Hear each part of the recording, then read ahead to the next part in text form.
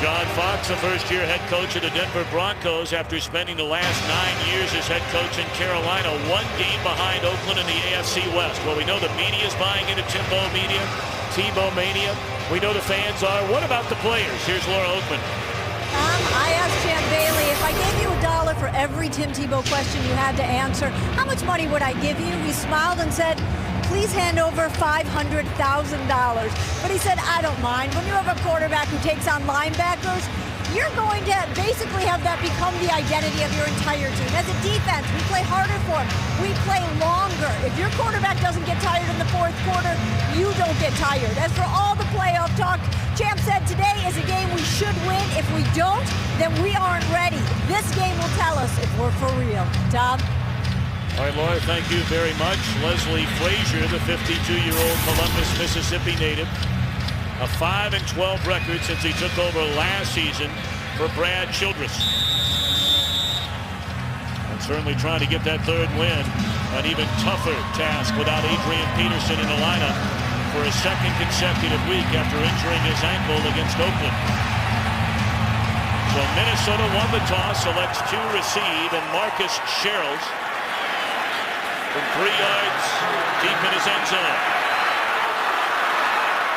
And a nice return up to the 24-yard line.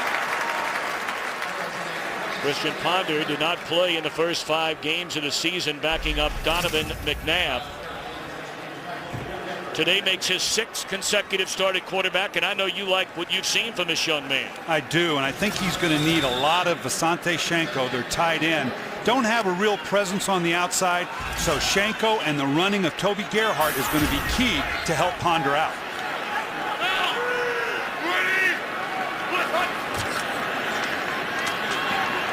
Good protection and a misread.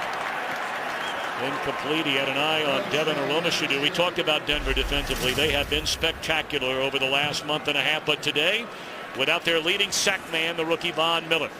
Well, as we said, they're going to have to do it in different ways, and you're going to see the linebackers very heavily involved, and also they're going to have to bring some DB pressure, primarily from the safety position. Well, they have Joe Webb. Joe Webb takes a snap from center, the backup quarterback, and lays it off to Percy Harvin. And Harvin across the 30 up to the 31-yard line, but there is a penalty flag down. Passer, defense number 24, blow to the head.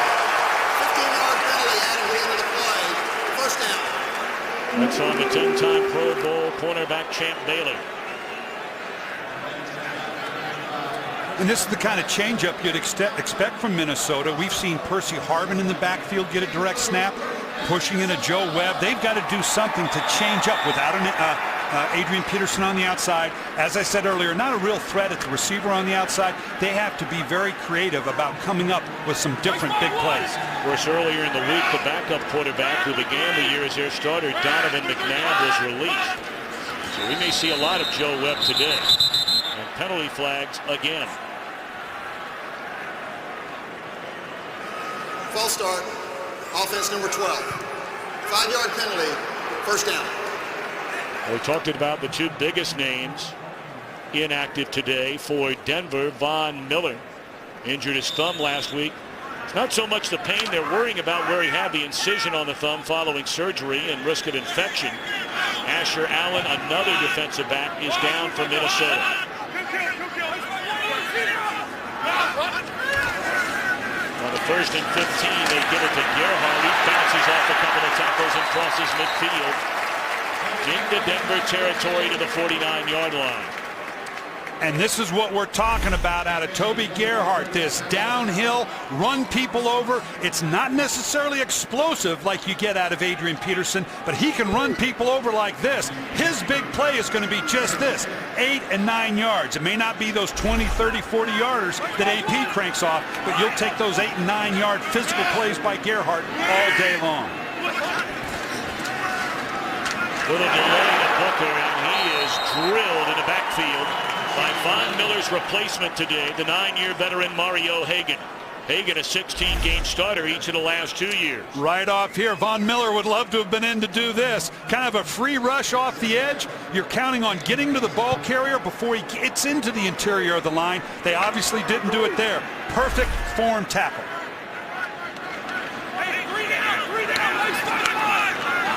So a 3rd and 9 now for Minnesota. They need to get to the Denver 43 to convert. And this was one of your keys to the game. They're coming after Ponder, and he is leveled as he throws. No penalty flags on the play, and Minnesota will punt. Chris Harris, the college free agent out of Kansas, delivered the blow. Coming off here and off the edge right there. They said in our meeting yesterday, Tom, we've got to make this a heavy pressure game for Christian Ponder. Get him to hesitate, get him to blink. Without Von Miller, we've already seen it. Secondary guys coming, linebackers coming. They're going to use everybody. Well, Chris Kluwe puts a right foot on it, ambling toward the sideline, and it stays inside the 1.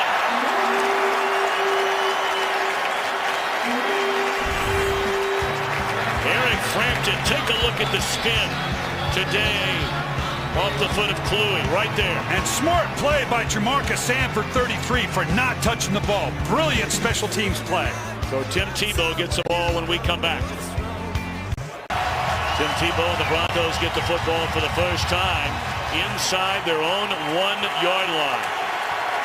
I was 8 years here in Minnesota, and if there's one place you don't want to start a drive, it's at this end of the field with that noise backed up on your goal line.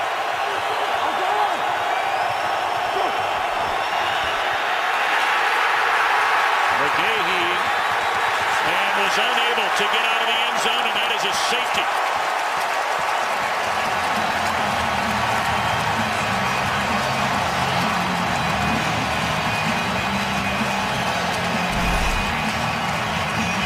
Watch the pressure off the edge right here. Gerald Allen getting into the backfield. We just saw a series where Minnesota ran, and they weren't counting on that kind of pressure coming off the edge. And this is what set it up. Jamarcus Sanford, he knows I'm in the end zone. I cannot touch the ball. Had he touched that ball first, it would have come out to the 20. Brilliant play on special teams, setting up a goal line run that leads to 2 points for Minnesota. It's not only a good play, it's a smart play. Very smart play. So a rare smile these days from Leslie Frazier after the great punt by Kluwe, the smart coverage play by Sanford, and it leads to this. Yeah, again, just a solid front. Look at the way he comes flat here. Gerald Allen recognizing where he is in the end zone. McGahee doing everything he can to get out. That's a brilliant defensive play. This Minnesota Viking defense has been good against the run, and they do it primarily with a 7-man front. The problem is they're going to have to see a lot more 8-man front today. We'll see how good they are at it. They're pretty good right there. They see that last safety since they sacked Aaron Rodgers in the end zone, and that was Jared Allen back in October of 2009. And of course, that's when Brett Favre was leading Minnesota to the NFC Championship game. And Brian, quite frankly, very little has gone Minnesota's way since then. No, but they're clearly on a path. They think they have their quarterback in Christian Ponder. Their defense is getting a little older. They're going to have to address that going down the way. But they've got an important 4 and 5 games to finish with. Last week, Tom, we had them against Atlanta, and what Leslie Frazier tell us? We're going to identify the personality of this team over the next month. Remember, the entire length of the football has to get beyond the goal line. McGahee tried to stretch out, but never got far enough. So from the 14, it is Sherrills. And he's up to the 35-yard line, so Minnesota's offense comes right back out onto the field.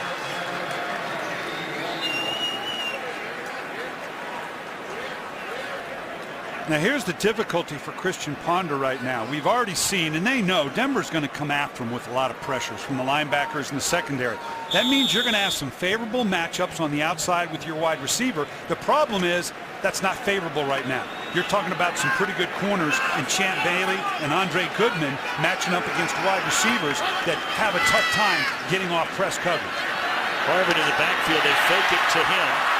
And then they find the man you thought they needed to find to have some success here today, their tight end, Basante Shenko. Well, and that's the best matchup on the field for them.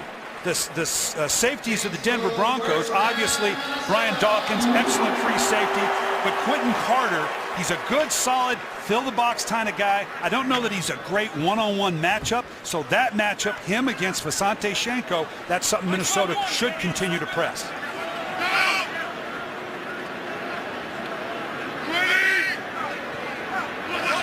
First completion of the day for Ponder. He pitches to Harvin. Leapfrogs one tackler. And for the second straight drive, the Vikings are in Denver territory to the 49-yard line. This is where things began to stall on their first drive. Harvin, he is something to watch. Boy, last week in Atlanta, he did all but carry this entire team on his back. 204 all-purpose yards, 8 receptions, 95 yards, had the 104-yard kickoff return that wasn't a touchdown.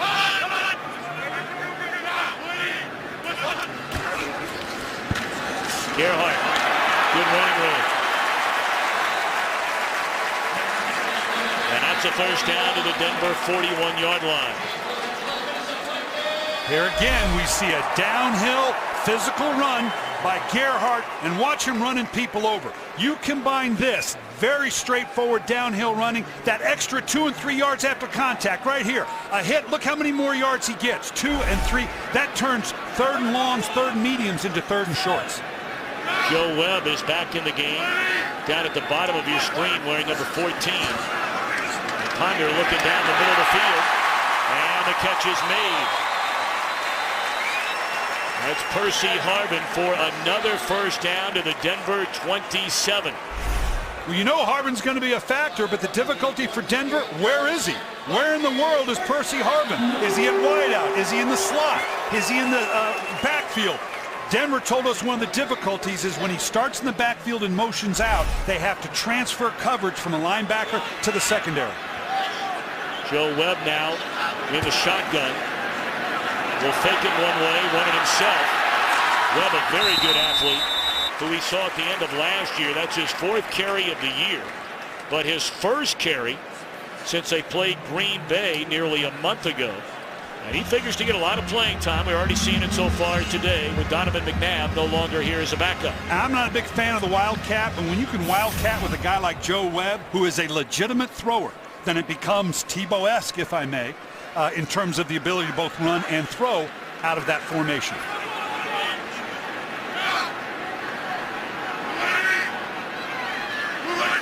Gain of 4 on the run by Webb. A second down and 6, and that's overthrown and a flag. Kyle Rudolph, the tight end, covered by D.J. Williams, and Williams draws the penalty. Pass interference, defense number 55. Automatic first down. Yeah, you can't do that. If you're going to play off on a tight end, and Rudolph's not a particularly nifty down the field guy, but you can't just square up and grab the guy as he goes by. Either jam him on the line of scrimmage or try to turn and run with him.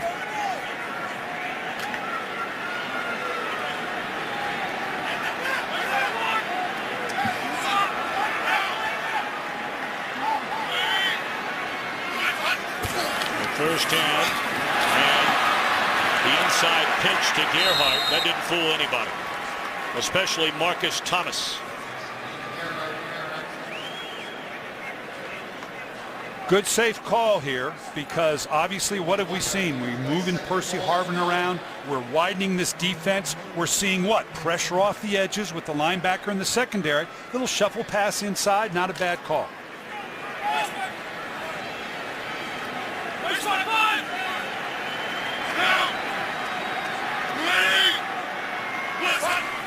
Second down and goal. Fake the handoff and then throw it to Gerhardt. Read beautifully by, again, Chris Harris. Well, they're so pleasantly surprised by the play of Harris, who came out of Kansas, did not get a single vote to attend the combine.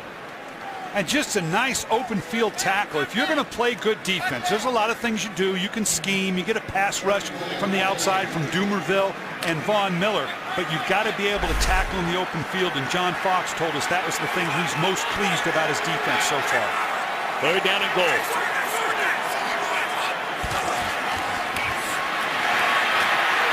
Ball is loose. And Denver has it.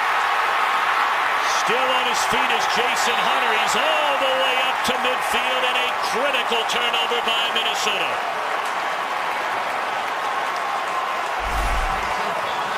Brian Dawkins has been spectacular for his 16 years. Forces the first big play of the afternoon. A big play by the stingy Denver defense. Dawkins causing the fumble of Ponder. And Hunter picked it up and races to midfield. So the second possession for the Broncos, and Tebow works out of the shotgun.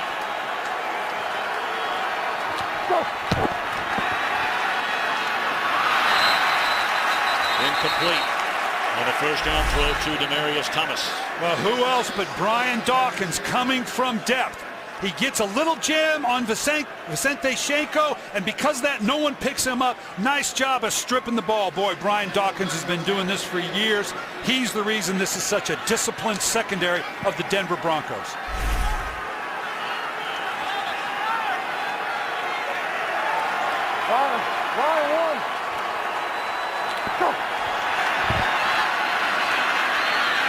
McGahee wrapped up at the line of scrimmage, maybe picks up a yard.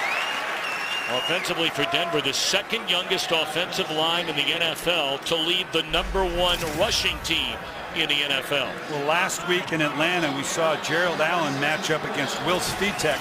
Did a nice job with it. This week, it's against Ryan Clady on the left side. I want to see how much help Denver has to give to Clady opposite the All-Pro Gerald Allen.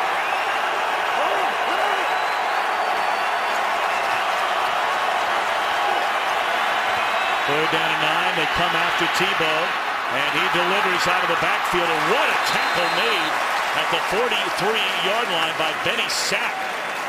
That looked like it had first down written all over it, but Sapp making the tackle. We just talked about the ability for a good defense to make open field tackles. None bigger there than Sapp. Both these secondaries are very good open field tackle secondaries. That's why they're both good run defenses.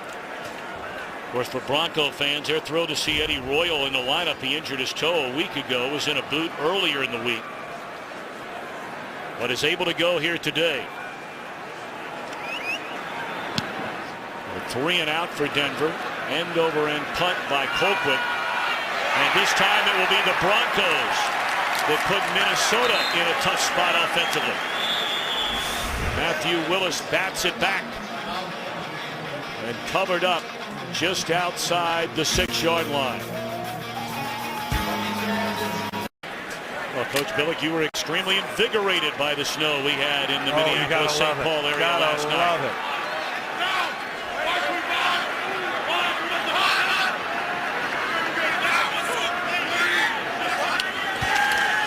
2-0 lead for the Vikings. Although we're not in the bottom half of the second inning with the Twins batting during interleague play in this case, but a short gain by Gerhardt. And Minnesota offense has been on the field virtually the entire quarter. And here's a tough test for Ponder. I go back to the Bobby Bowden theory. Don't get nervous. One of us is about to score. This is where you need a big play to get you off the shadow of your goal line.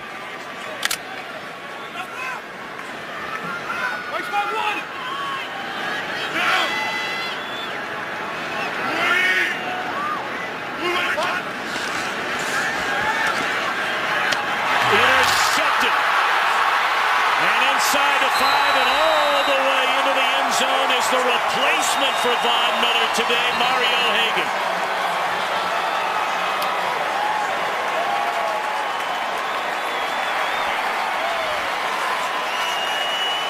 You just said it. Somebody's about to score. This is a tough one for Christian Ponder. We've already seen up in here, he normally comes, but watch here. He's going to drop into coverage. Christian Ponder thinks he's going to get a simple curl route to the top. Didn't realize that Hagan had dropped off into coverage. That's a lesson for the young rookie. Well, I mentioned Hagan, a 16-game starter in each of the last 2 years for the Broncos. after going the first 73 games of his career without ever starting. Well, today's replacing Von Miller. And this to get Denver on the board, and John Fox and the Broncos the lead. Two critical turnovers in this game for Ponder. One in the end zone.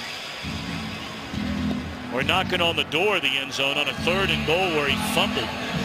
And now that interception returned for a touchdown by Hagan.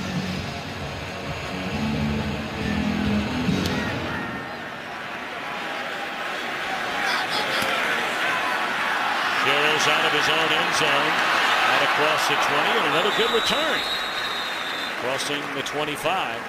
Von Miller, very excited for his teammate and his backup, Mario Hagan. But I tell you what he's thinking. He's thinking, God, if I'd have played today, I'd have had an interception for a cast or no cast. I'd have intercepted that one. He's having fun right now. An injury on the field.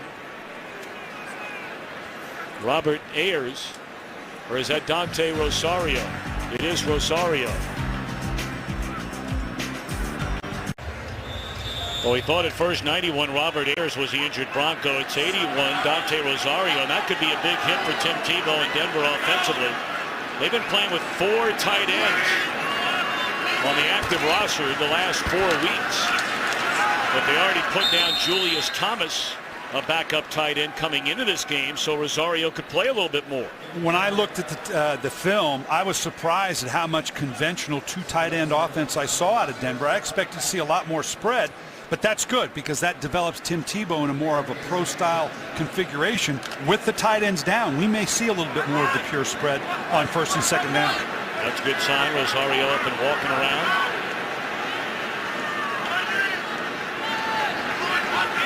Second down and 7. They hand it off to Percy Harvin. Slow down in the backfield and is dropped for a 1-yard loss. We send it to Los Angeles and check in with our good friend Kurt Benefield. All right, Carolina and Tampa Bay. Cam Newton throws it out to Legacy Nani, who throws it back to Cam Newton. Newton already ran for 1 touchdown this game. Doesn't get a second one, but he gets 27 yards down. They set up another touchdown by Jonathan Stewart, and Carolina has a 14-0 lead. Tom Bryant. All right, thank you very much, Kurt. 3rd down and 8. Already a fumble, already an interception in the game by Ponder. And now he's sacked. Boy, he is level. Dumerville, the first one there. And for Dumerville, that's a sack now in 5 consecutive games. He's come all the way back from that devastating injury in training camp last year. Well, I talked about a one-on-one matchup with the tackle with regards to the Minnesota Vikings going against Clady. They gave no help to Charles Johnson there. And again, without Von Miller, there's one place you really got to focus, and that's on Elvis Dumerville. They need to give help to that left tackle when he's in that situation. Now 11 games in a row where Denver has at least 2 sacks, if not more. A fair catch by Royal at the 28-yard line. Denver's only had the ball for barely over a minute. Tim Tebow trying to get it cranked up when we return. We introduced the Minnesota defense. They've been healthy by and large in their front 7, but Ryan, they have been wrecked with injuries in the secondary. And that's substantial because we talked about this team having to get more involved with its secondary and linebackers. Look at the missing secondary they have here, both at corner and safety. So that means they're playing a different looking front, an 8-man front with backups to backups.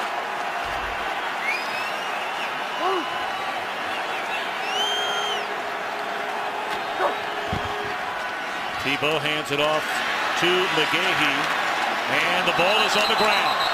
Minnesota says it has the football. And no, they're saying Denver has the ball.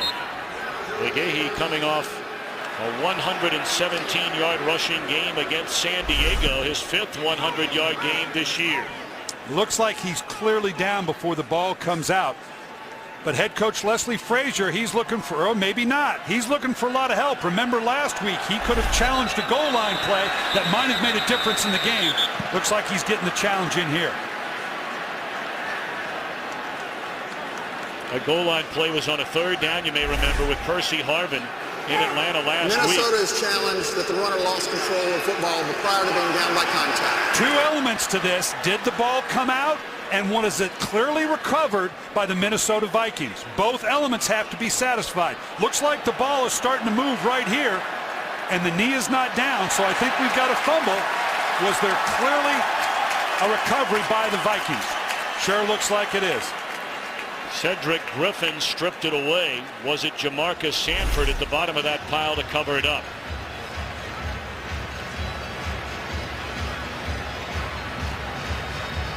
We talk about not turning the ball over has been key for Denver, and we focus primarily, obviously, on the lack of interceptions by Tim Tebow.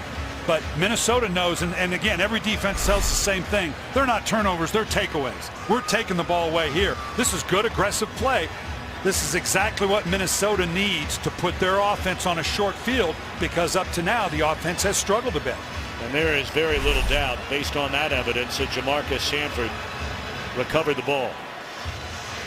Those two guys right there made it happen. Griffin on the strip, Sanford on the recovery. We've already seen Jamarcus Sanford make an excellent special teams play that led to the ball being on the 1 yard line and leading to a 2-point safety. Now with a fumble recovery, he's having a good half. And here we are with 3 minutes and 20 seconds left in the opening quarter. Tim Tebow and the Denver offense has been on the field for less than 2 minutes in this game, yet they lead 7-2. And they will tell you that we're okay with that. We understand that the evolution of this offense is going to be a work in progress, and the fact that we don't want to turn the ball over. The priorities are run the ball well, don't turn it over, play good run defense. And that formula works unless you get turnovers, or unless the Minnesota Vikings, in this case, can generate some big plays. All of a sudden, that upsets the equation. Terry McCauley, our referee today, with the verdict. After review, the runner lost control of the football prior to being down by contact. There was a poor recovery by number 33 of the defense. The ball belongs to Minnesota at the 36-yard line. Minnesota is not charged with a timeout. Please set the game clock to 3 minutes, 45 seconds. Tom, there's two types of pressure for a young quarterback. One, what do you do after you throw an interception for a pick six? We've seen what Christian Ponder did there, trying to move his team out. Secondly, when my defense puts me in a scoring position, can I follow through with it? That's what gets a defense believing in you as a quarterback.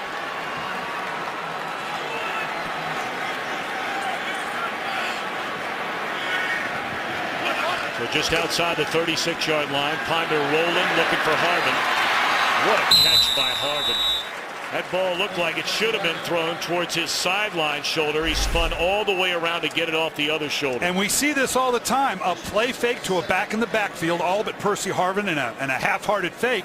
They're focused on that. Look how he out-edges the defense. Anytime I can get the ball in Percy Harvin's hands outside the perimeter of the defense, that's a good thing. Boy, how about the reaction there by Harvin to make that catch? That was such a poorly thrown ball. This time right on the money. Harvin a first down inside the 25, run out of bounds at the 21-yard line. Well, there again, okay, we're going to account for Percy Harvin, but where is he? We just saw him in the backfield. Now he's outside of a bunch set. I got my receivers blocking downfield, and now I'm just going to get the ball in his hand in a very convertible, or I should say a very easy pass behind the line of scrimmage. Let this guy see what he can do with it.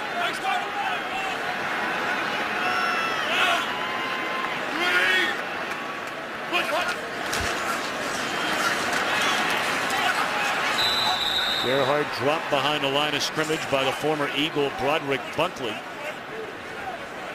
Part-time starter, primarily a backup in 5 good solid years with the Eagles. And the difficulty for Minnesota is those DB and linebacker blitzes, those 8-man fronts that Denver wants to bring pressure with, also ends up being a pretty good run stuffing front. Still think Visanthe Shanko is the key down here, obviously, along with Percy Harvin going in motion here. Coming after Ponder again. We know he can run, and he just throws it away. Ponder is a very good athlete. And we've seen him pile up huge yards in the run game. And you bring good pressure, but just like taking on Tebow, you can't go inside. Do not let Ponder and Tebow get to the outside. Schenkel on the backside. If this is where he wanted to go. He had a touchdown here, but he got flushed out of the pocket to the right.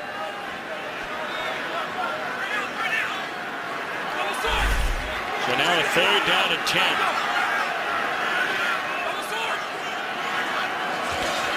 Drop back into coverage, and a wise choice. Gerhardt able to slip out of one tackle, but not the next. Goodman slowed him down. Woodyard finished him off. We talk about the open field tackle. You'd like to see a good wrap up by the corner here, but you know what? That's a big man versus little man. You're going to see every corner in the NFL coming up in this fashion. Goodman knows, you know what? I'd love to form tackle here, but I'm probably going to live a lot longer if I take him out at the thigh level. 40-yard field goal try by Ryan Longwell. And he drills it right down the middle. So if you're the Denver Broncos, you got to feel pretty good about the way things are going here right now. I mean, your offense has been non-existent. They haven't been on the field. The other team has turned it over twice. And after all that, you still lead 7-5. But of course, it's been a turnaround season for John Fox and the Broncos inside of a season. Well, you go all the way back to the way they started things in training camp. Very little training camp. They started 1-4 with Kyle Orton at quarterback. Week 7 in Miami. Tebow takes over as the starter. Rallies the Broncos from 15 down in the final 3 minutes to win. They've only turned it over 5 times since he took over as a starter, and they've won 5 of the 6 games. And John Fox knows I can win with this. Remember in Carolina, what was he? Play great defense. Two-headed monster in the running back department. A quarterback that was serviceable, functional, but he wasn't going to lead the league in passing. He has won that way. The big question that he's grappling with now, they had to grapple with in Carolina. Can that formula win a championship? Because that ultimately is what you're going to be judged by. But he realizes he has something unique and special with this group in Denver, not the least of which is Tim Tebow.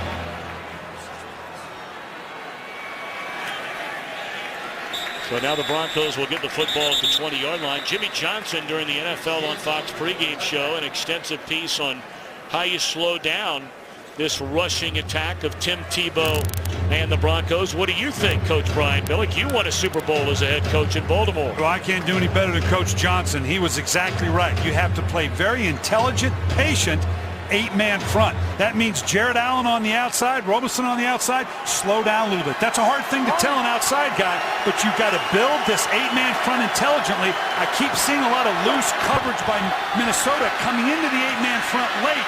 That's going to cause a problem for him, just like it did there. Willis McGahee cuts it back to the inside. What a season it is for McGahee. We mentioned already 5 100-yard rushing games.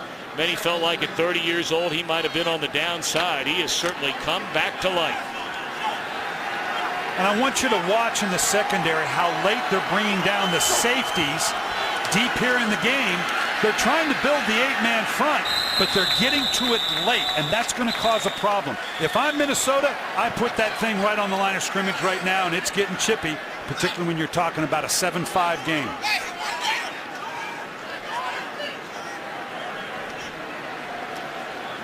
Well, he tried to pick up on 2nd down and 3. Stuffed at the line of scrimmage. Maybe a half-yard gain. They'll run one more play at the very minimum before the end of this quarter. 3rd down and 2.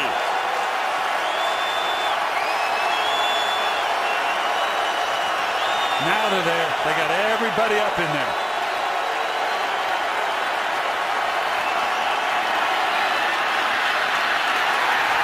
Tebow denied the 1st down yardage. Well, we've called that young man's name a great deal already today, both on defense and special teams. Shamarka Sanford. So the second 3 and out for the Broncos on offense, but at the end of the quarter, they lead 7-5.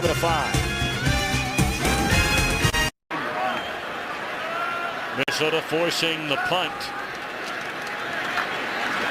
after Denver fails to convert on a 3rd down and 2. Good punt by Colquitt, chasing Sherrills inside his own 10. He is dropped at the 24-yard line by Spencer Larson. Let's go back to that way to defend this Denver offense. This is exactly what Coach Jimmy Johnson was talking about. This is an intelligently built 8-man box, and this is the way you play Tim Tebow. Now, you got to be careful at the top. You can't let it get collapsed like the Jets did in San Diego, but just the right layers, just the right angles by the defense and the secondary. You can see Sanford here. Be careful about going inside. Let the other guys take that. You stay with Tebow. You do that, you're going to stop this Denver running game. And that they do, and now Ponder throws a strike right down the middle of the field. And all the way up to the 45-yard line, the first career catch of Stephen Burton, the rookie, who's being used on offense for the first time all year today. Nice step up into the pocket here by Ponder. If he can get productivity from the outside like we talked about, we've already seen him go to Visanthe Shenko twice. This could be huge for them. I'd like to see come back right now with another physical run by Toby Gerhart. Burton did not have a single catch in the preseason.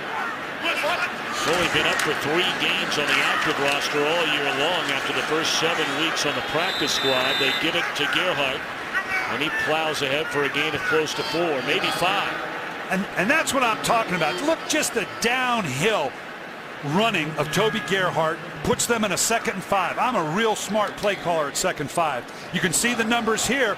I know Denver's comfortable. Don't turn the ball over. Let's play good defense, but you got to have the ball. Possession without points kills you.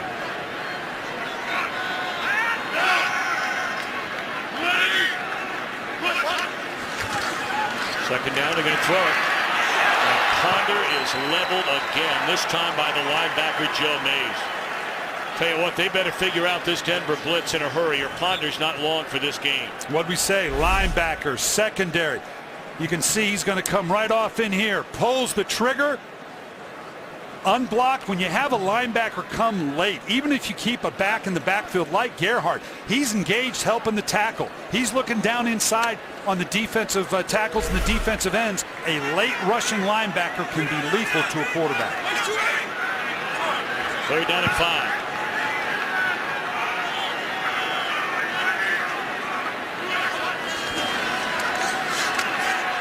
Blitz coming again, and Ponder just throws it away. Heavy pressure off the corner that time by the linebacker DJ Williams. They tried to slip Percy Harvin out, and it just got, with all the pressures, you're going to see Percy Harvin come in motion here. Intentional grounding, offense number 9. Ball be placed at the spot of the pass, 4th down. Yeah, they left vulnerable there. Harvin got caught up in the wash, so now when Ponder dropped back, he had no place to throw the ball. He was in the pocket. There was no one evident to throw it to because Percy Harvin never got out of the front. Apparently that throw by Ponder outside the pocket, but never got it back to the line of scrimmage. John Fox is screaming on the sideline, and then the official, a good 10 seconds after the play had been blown dead, pulled out the flag.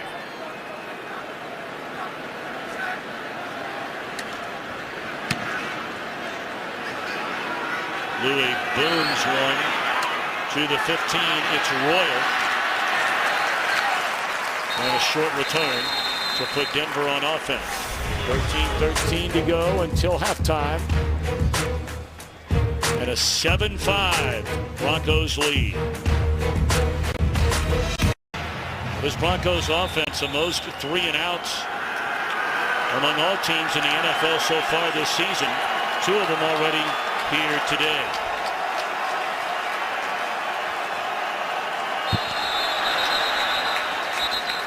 False start. Offense number 68. 5-yard penalty. 1st down. Zane Beadles, the 2nd-year left guard out of Utah. Well, for such a young offensive line, this has been a very, very good offensive line for Denver. Yeah, and it should be, with the exception of Cupper. They're all 1st or 2nd day draft choices, being 1st through 3 rounds, and Cooper being a 5th round draft choice. But this is a good young line.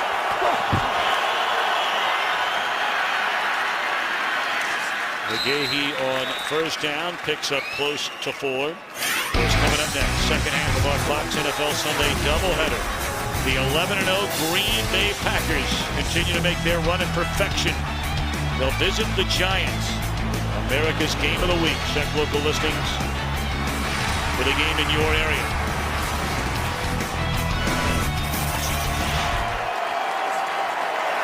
Green Bay will play 3 of its final 4 games of the season at home after that trip to the Meadowlands. Tebow rolling, and now he'll run it. And this run out of bounds, we'll see where they mark it, the 27-yard line. So a 3rd down and 4 upcoming for Denver. This is just right here. This is what I'm talking about. As frustrating as it may be for Jared Allen, stay upfield.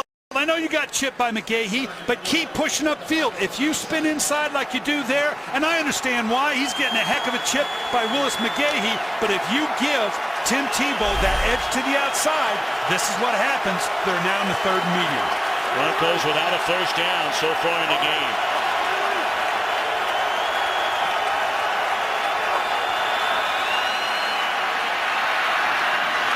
Until now. That's Lance Ball out of the backfield. So they'll move the chains for the first time. Here we are in the 2nd quarter. You're going to see here just a straight 4-man rush. Nice job keeping the lanes. They get cut down in front of him. Nice presence by Tim Tebow, staying tight in the pocket. I like that he has the ball up high. Allows him to get the ball out of his hands quickly.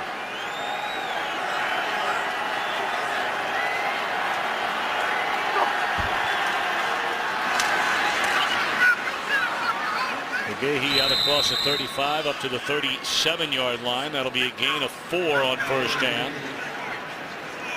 Well, this rushing attack over the last 7 games, the Broncos are averaging 204 rushing yards per game. They were under 90 per game when they began the year at 1-4.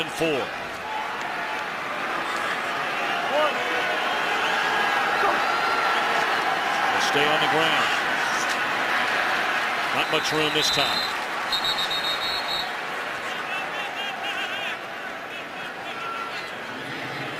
Of course, when you talk about this Denver running attack, even though he plays a quarterback position, Tim Tebow, right after McGahee, their 2nd leading rusher.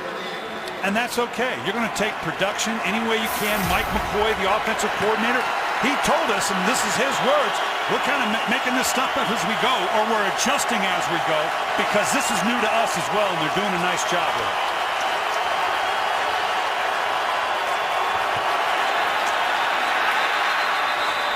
It looked like early movement by the right tackle, Orlando Franklin. False start.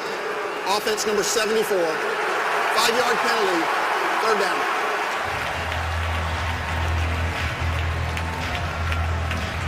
So they'll back him up 5. Meanwhile, you see a slight limp there from Christian Ponder.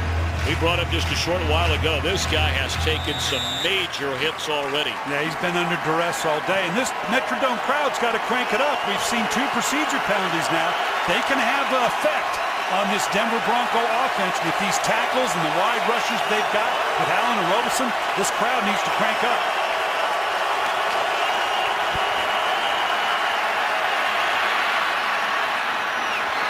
Throw is a catch made, and it is a reception for a first down to the 45-yard line on the reception by Thomas.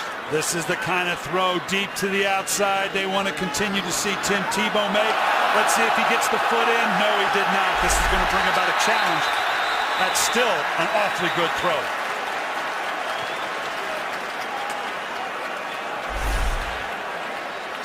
Here you can see here, beautifully thrown ball. He's got control, right foot's in, but that left foot is just touching the line. He maintained control. I think you can see Minnesota's challenge that the pass was incomplete.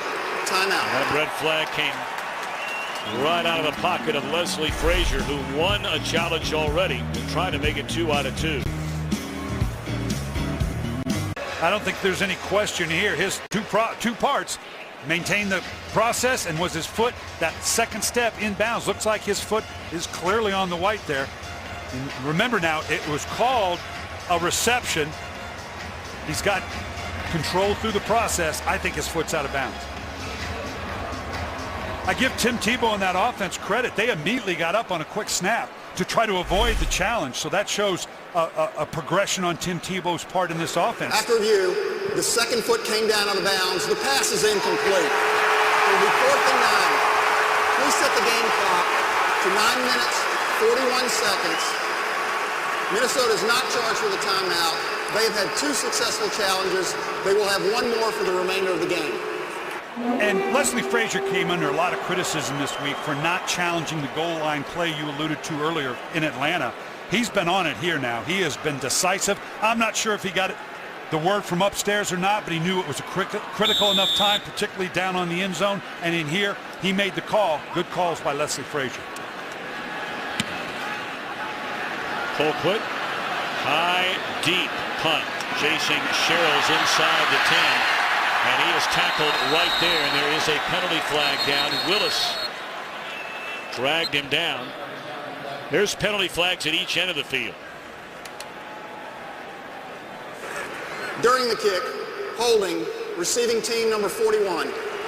After this is the goal from the end of the kick. First down, timeout. Good coverage by Willis. 9:32 to play until halftime from Minneapolis, and Denver with a 7-5 lead. Minnesota from its own 3, stepping up to make the hit immediately is Joe Mays. Of course, he put a big hit on Ponder earlier in the game. Christian had the fumble inside the red zone. Through the interception that Hagan returned for a touchdown, and has been hit and hit hard through the first 2 quarters of this game. And now this play by Mays to shut down Harbin on first down.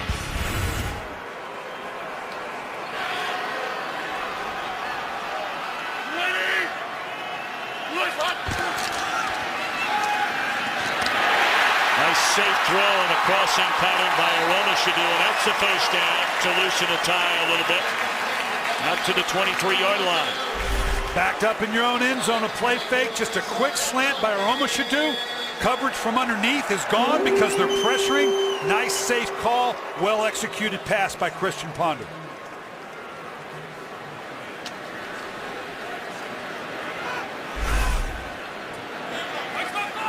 Well, the injury a week ago to Michael Jenkins, outside of Percy Harvin, Ponder does not have a wide receiver on this team that has more than 10 catches so far this year. Gerhardt wrapped up after his short game. We saw Ponder limping a moment ago. For more on that, here's Laura Oakman. Well, as you showed, he's taken so many hits, but the one that caused him to limp, Tom, was a shot to the right hip. Trainers put a little extra padding in there in that last series, of course, putting him back in, hoping the offensive line will give him a little protection to go with that pad as well. Laura, thank you. Ponder, the 12th pick in the draft, the 4th quarterback taken, behind Cam Newton, Jake Locker, and Blaine Gabbert. Gerhardt able to drag a tackler across the 25, and a 3rd down and 7 coming up for Minnesota. Yeah, and he is definitely favoring that hip now. And when you're talking about the right hip on a right-handed thrower, that torque that comes with the lower body, when you push off of it, you're going to feel it. It's going to affect you.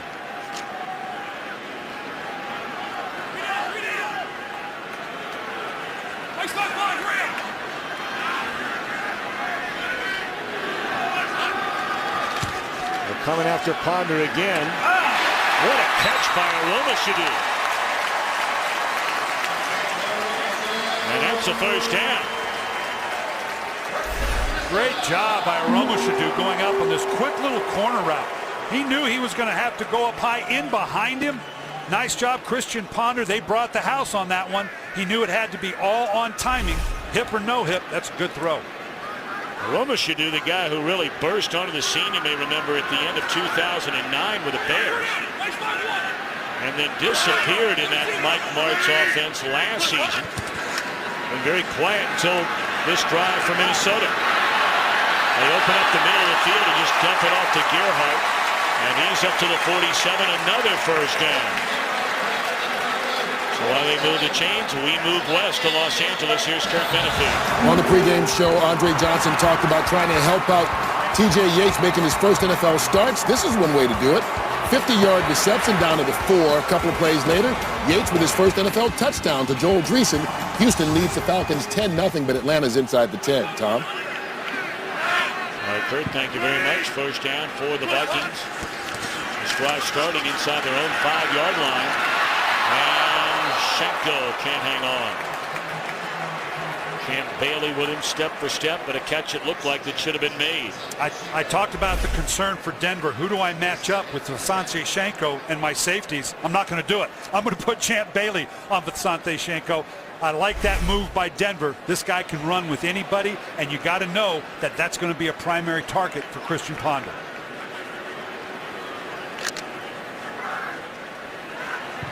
.5:40 to play until halftime.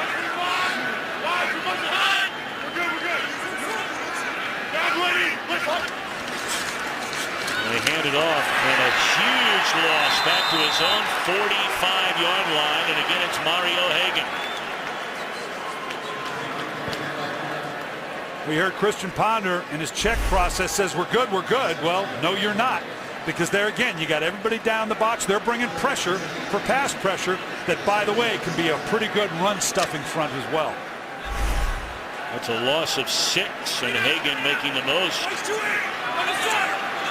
in the absence of Von Miller. Already with an interception return for a touchdown. Only a 3-man rush this time. And Aroma Shadu for a 3rd time on the drive converts on 3rd down.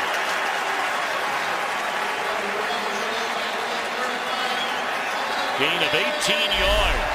Well, this is a long distance to get a throw like that, but you can see Gerhard underneath, taking underneath coverage, and just that skinny post at the top to Aroma Shadu. That's twice now they've been able to convert with a slant and what amounts to a deeper slant on a skinny post to Aroma Shadu. 3 catches, 52 yards on this drive by Aroma Shadu. Second quarter has really hurt Denver this season. 2nd and 10 on the incompletion with an eye on Stephen Burton. Well, they're getting on the edge if they're not already there in field goal position. Obviously down by 2, so that becomes a priority here. Probably get a run here to maintain, get you a little closer into field goal shape, give you an option maybe to try to convert on a 3rd medium.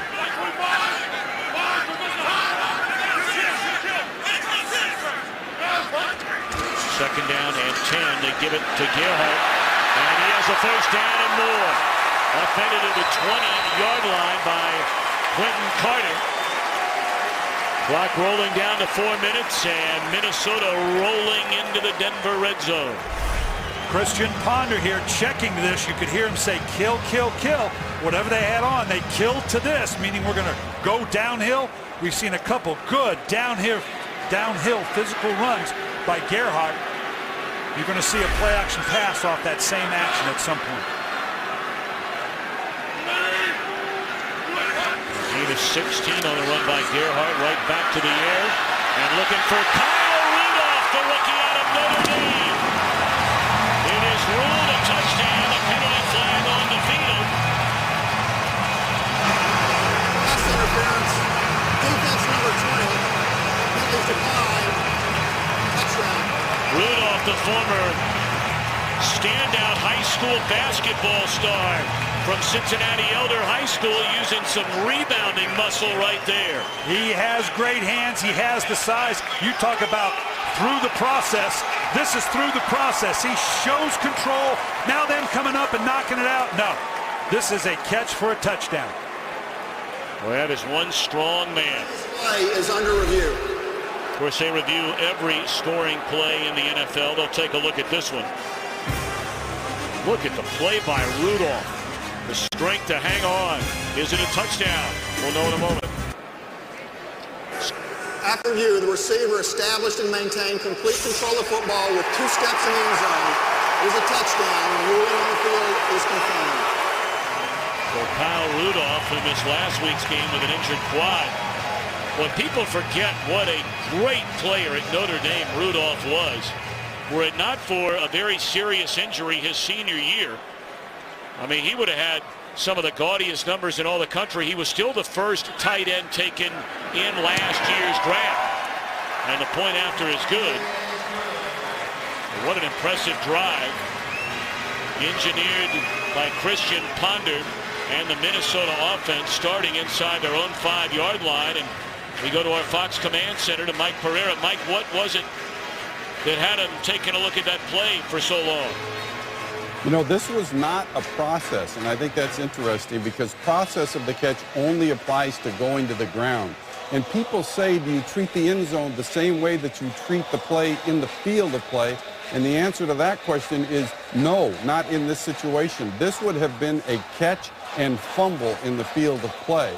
But since that was the case in the end zone, it becomes dead as soon as he maintains control long enough to perform an act common to the game. It's that time frame, and here he clearly did on his feet, and that's why they could confirm this as a touchdown. And right there where Dawkins came in and stripped it away, as you mentioned, Mike, in the field of play, that would have been a fumble. So we thank Mike Pereira from Los Angeles. And Christian Ponder, despite a fumble, despite an interception return for a touchdown, despite an injury to his right hip, very impressive on that touchdown drive. And I got to tell you, I'm so pleased that's a touchdown because I did not want to have to explain to my 90-year-old mother why it wasn't because of rule or process. I'm just thrilled to death it counted. Ron Cosby drilled by Kleinsaucer at the 19-yard line, and D'Imperio there as well. Good play by D'Imperio, the former linebacker, converted into a fullback. So now with 3:28 to go, this Denver offense has only run a total of 14 plays on offense here in the first half. What can it do? Yeah, this is the type of situation that will stretch Denver a little bit because this isn't the mode they're in terms of strictly putting it on the quarterback's back. Maybe a gain of 1 by McGahee, and again we check in back in Los Angeles. And the Miami Dolphins have it going. They won 3 out of 4 hosting the Raiders, who have won 4 straight. Matt Moore hooking up with Devon Best, 12-yard touchdown, and the Dolphins at home shutting out the Raiders 13-0 just inside the 2-minute warning. Tom and Brian. Of course, that's good news for Denver fans. A game behind Oakland in the AFC West. Of course, Denver blew Oakland out of the gym in that fourth quarter win back in week 9. And Tebow in trouble. And down he goes. Remy Adele, the former Saint, with a sack. Well, you can scheme up and you can go with outside pressure and the like, but you're going to see right here, or you can just beat the guy off the line of scrimmage in the middle. We always say it, quarterbacks hate it with that quick pressure right in the middle. He's turning out, figuring, no, I'll go someplace else.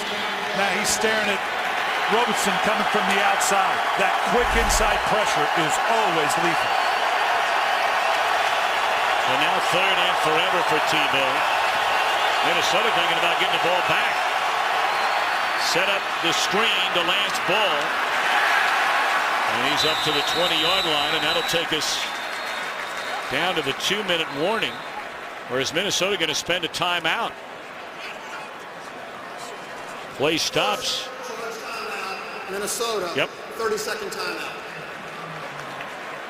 So they're going to stop it here at 2:07. We'll have another stoppage at the 2-minute warning following the punt. And then Christian Ponder with a chance to add to this 12-7 lead. Well, we've talked before, Tom, that this season now for Minnesota is about really one thing, the development of Christian Ponder. How does he respond to situations? We just saw him take them the length of the field, convert on a couple 3rd and longs. Well, here's another opportunity for Christian Ponder to continue to improve. He's going to get the ball under 2 minutes with an offense that just went the length of the field to score. Can he put them back in field goal, at the very least, field goal position to come up with another 3 points? What a punt by Colquitt. He's among the best in the league, but he may have over-punted his coverage. There's a flag. This is coming way back. There's a second flag.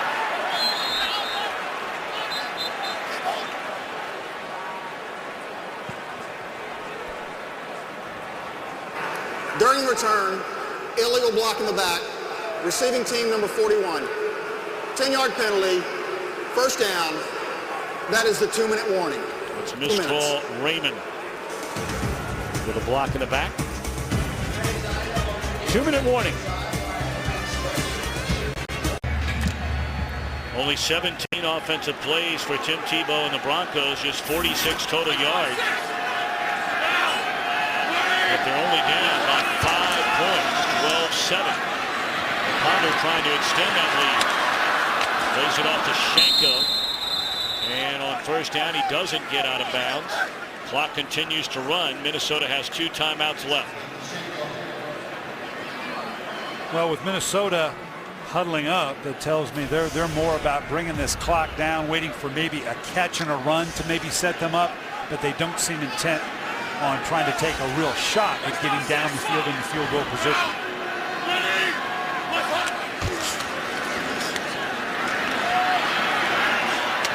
And it's Romo yet again.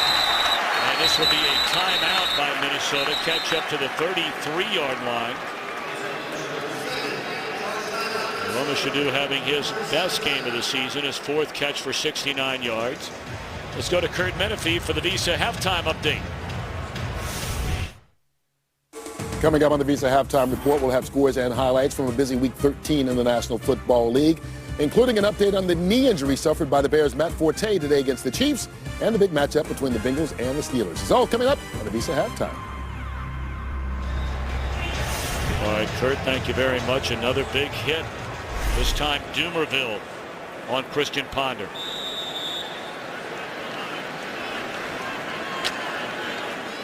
Yeah, he's definitely coming up limping, and you worry about in halftime. I'll be surprised if he's not on a bicycle in the locker room to keep that hip warmed up a little bit, because that thing will tighten up on him.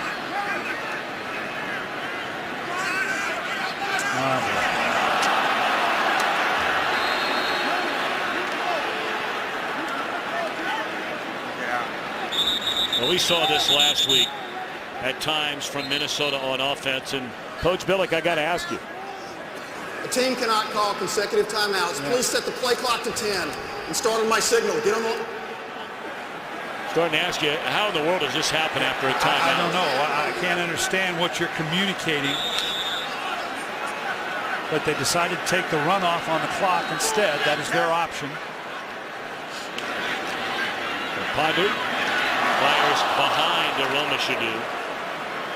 I think you're almost doing the offense in this case a major favor, rather than a penalty. Well, let's give 10 more seconds to run another play. Yeah, let's back up and talk about getting the mistake of the back-to-back penalties. I don't know what the miscommunication was. I question huddling up in terms of burning down the clock.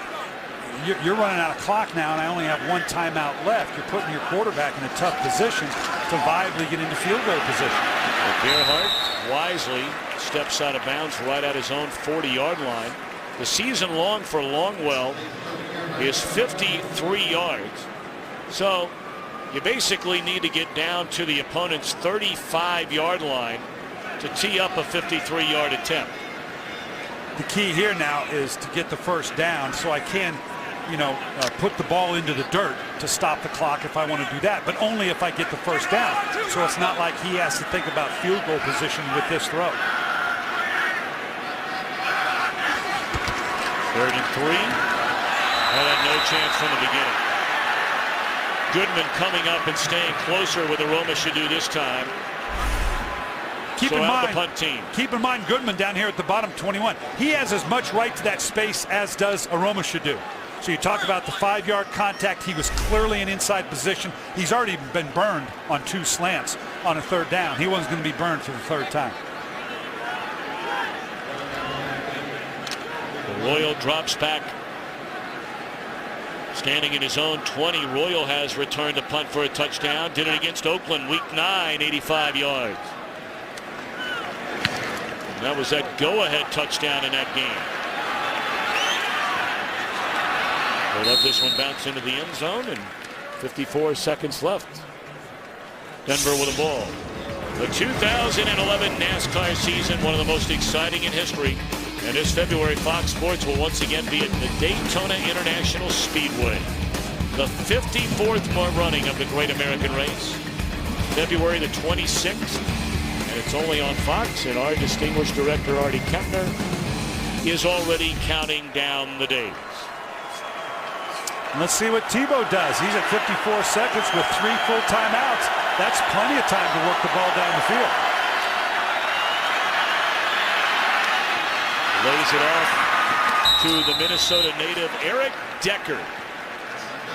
His first catch of the day. 24-year-old went to Rocori High School about 90 miles outside of Minneapolis in Cold Spring, Minnesota.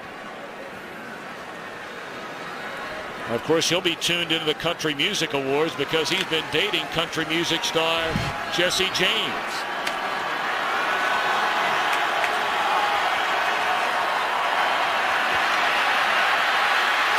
Tebow is sacked and the ball is loose. Was he down? Was he down? No, it's a fumble.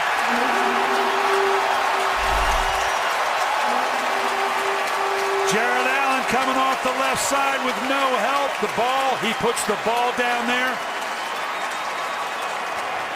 This clearly is something that John Fox is likely, or excuse me, the review will come from above.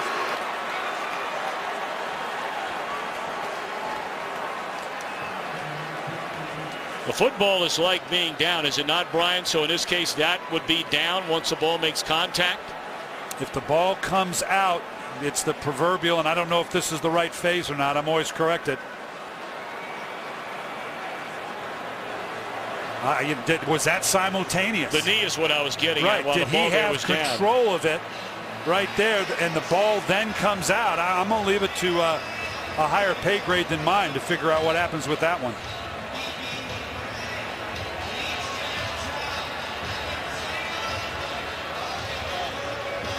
All right, Mike Pereira, we check in with you from the Fox Command Center. What do you think?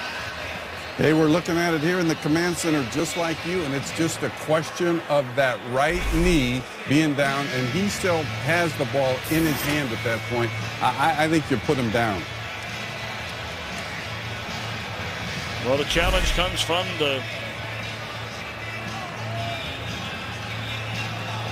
actually under 2 minutes. The review is coming from upstairs. Will you be the judge? Ball, now knee, but was the ball already out of his hand? It looked like it was out of his hand to me. What do you think, Brian? Yeah, to me it was moving enough. Depending on which sideline I'm on, I'm going to dog cuss the officials either way. So right now, Leslie Frazier is absolutely certain the ball was out, and John Fox is absolutely certain that it's not. After review, the ruling on the field stands. First down, Minnesota. That is the first turnover by Tim Tebow that he has had during this 4-game winning streak. He's not thrown an interception, nor has he fumbled during this 4-game Denver winning streak. But 2 fumbles in this game, one by Tebow, one by McGahee. Certainly a huge factor for Minnesota right now. And Minnesota with 1 timeout remaining, clearly already well in Ryan Longwell field goal range. Ponder to Shanko. That'll be a gain of 5. Clock continues to run to 30 seconds.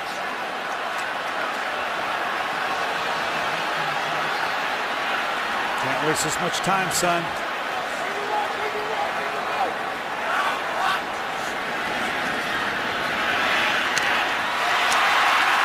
Aroma should do yet again, and the clock continues to run. That's a first down. And now they will spend their final timeout. 8 seconds remain. All right, Coach Billick on the sideline. If you're the Vikings, do you take the one shot in the end zone and have enough time for the field goal try, or do you just send out the field goal unit right now? We've been here before. We saw the Philadelphia Eagles with 8 seconds on the clock. Let Michael Vick take one more shot, and it's clear cut. You got a quick read and shot to the end zone, or throw it away Otherwise, you run the risk of a sack, taking too much time. They didn't do that, took points off the board. Again, a learning curve. Now, it looks like they're putting Joe Webb in. No, here comes Ponder.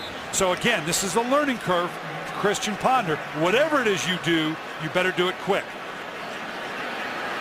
Percy Harvin comes out. If you're going for the end zone, I'm not quite sure why you would take Percy Harvin out. But we're going to find out. Joe Webb's in the game in the upper right, up into here. We'll see what they got in mind. Ponder rolling. Throws it away. I got to tell you, Brian, Ponder is a rookie, but you're trying to develop him. It's just so hard to understand. Kyle Rudolph is your biggest, strongest offensive target. Percy Harvin is your best offensive player. Yeah. And both of them, when you're taking a shot to the end zone, are standing on the sideline next to the coach. Yeah, that's hard to understand. Yeah, you just have too much time to think this stuff up sometimes as coaches. 25-yard field goal try. And it is good by Ryan Longwell. So that's the way the first half comes to an end. Only 48 yards of offense for Tim Tebow and the Denver Broncos. But the Broncos defense played well up until the final few minutes of the first half, and you wonder, are they a little bit tired right now? Well, it can certainly be a factor, but we've still got the game in that manageable form that the Broncos love. Again, it's taken 3-4 quarters for them to crank up. They need to crank it up here pretty quick. So we're at halftime. Minnesota with the lead. We'll be back to the NFL on Fox right after this.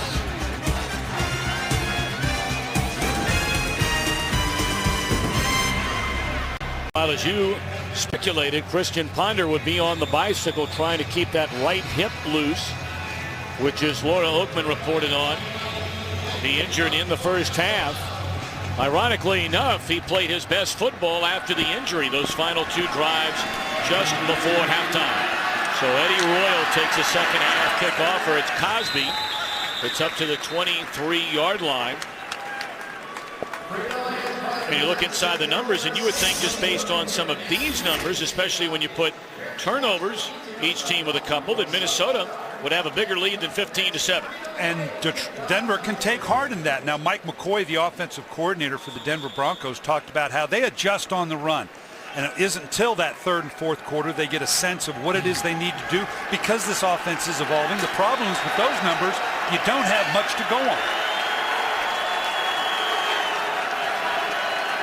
Only 19 plays on offense. And Tebow to throw on first down, and the catch is made by Eric Decker up to the 39-yard line, and that's a first down. We've seen this, Minnesota do this several times in terms of the pulling up the linebackers with the play fake, opening up the alley to this slant, Decker pulling it into the body. Minnesota's got to be patient. They'll let those type of plays happen. Don't let Tim Tebow get cranked up.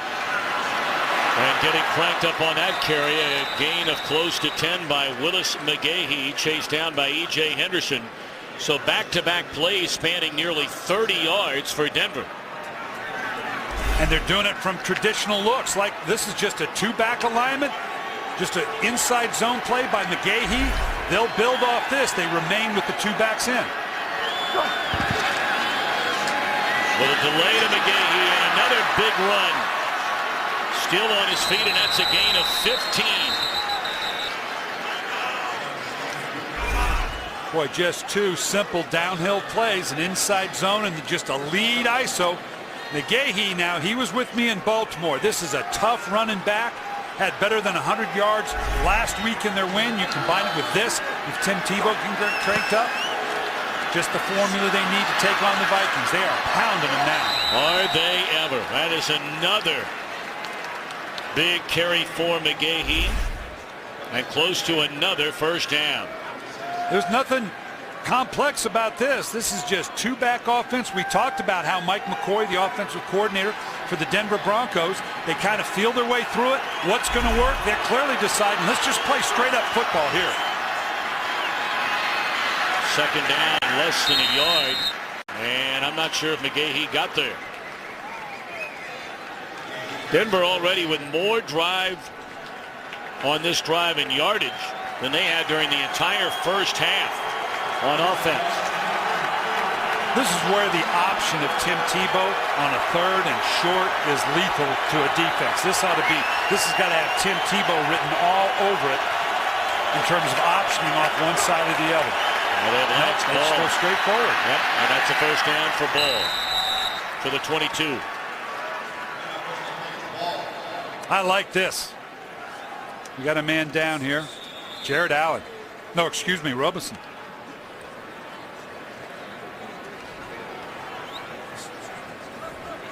So Robinson, the injured Viking, while they attend to him, we take an injury timeout.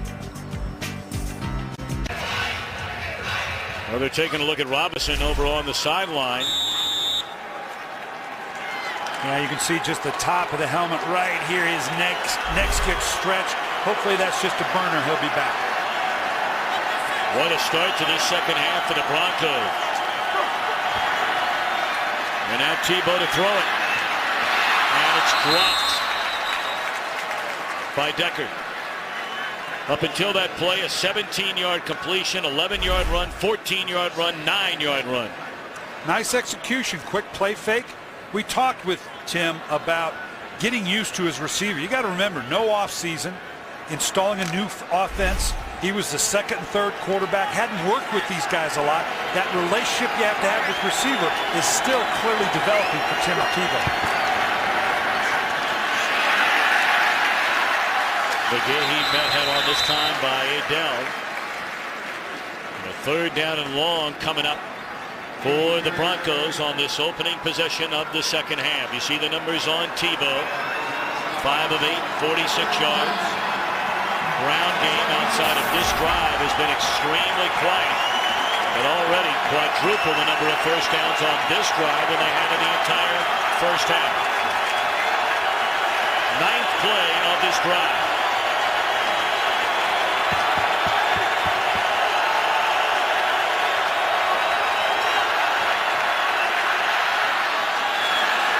To the end zone, and it's a touchdown. Tebow to Demaryius Thomas. And what a start to the second half for Tebow and Denver on offense.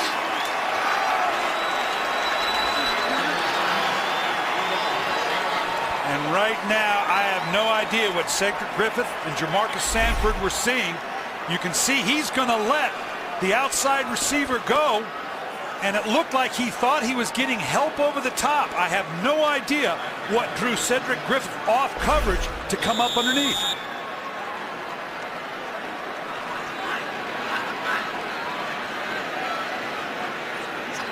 Well, they're going to go ahead and just take the point after rather than try and tie it up with a 2-point conversion. First drive of this second half. Tebow and the Broncos march down the field to draw within 1. Large chunk of it coming on the ground. 9 plays, 78 yards, and a touchdown throw from Tebow to Thomas. Tebow his 9th touchdown against 1 interception on the season.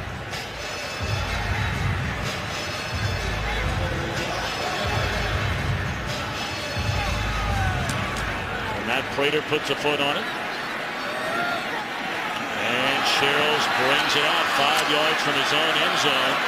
And not a wise decision this time. 3rd time of the game, Minnesota starts a drive inside its own 10. And you can see Ponder still limping. For more on that, here's Laura Oakman. Well, Tom, Leslie Frazier said that hip was tightening up in halftime. He said we tried to keep him as loose as we could in the locker room. He walked the sideline the entire last series. Right now, Frazier said we're simply fighting time, and we're going to let him go and see how long he can make it. Also, defensive end Brian Robinson in the locker room. They're evaluating for concussion. Laura Oakman, thank you very much. Harvin in the backfield. Picks up close to 3. We talked about all the hits that Ponder took. 7 times he was hit, sacked twice. And this has an accumulative effect on the quarterback, as you can see with that tightening of the hip. Worst thing that could happen for the Vikings right now, beyond where they are in the game, is to go a 3 and out and send Ponder right back to the sideline and let that hip stiffen up some even more. Well, they're using Joe Webb again as a receiver. Ponder down the middle and slightly underthrown, but is that a catch by Aromashadu? It is right at the 30-yard line, and that's a first down. Well, Aromashadu certainly has stepped up after the injury a week ago to Michael Jenkins. We talked about the Minnesota Vikings lacking that presence on the outside. Shanko inside positive, Percy Harvin moving all over the place. When Aromashadu can keep this up, it's going to open up things for those other two. He had 9 catches the entire year. He has 6 in the game today. And no running room for Gerhardt.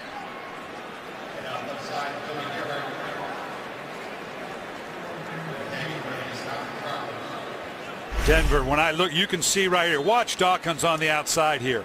You talk about a safety being able to come up and play like a linebacker. Takes on the pulling tackle, forces the play back inside.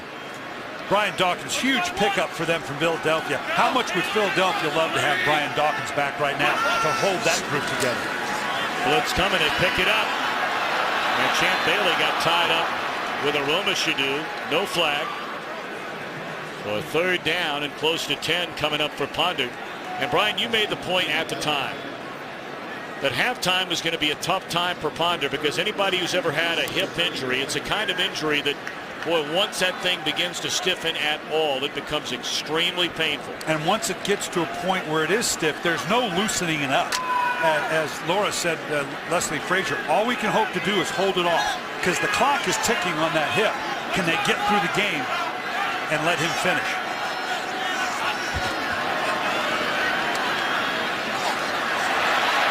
Wafted to Booker out of the backfield, and he is short of the first down.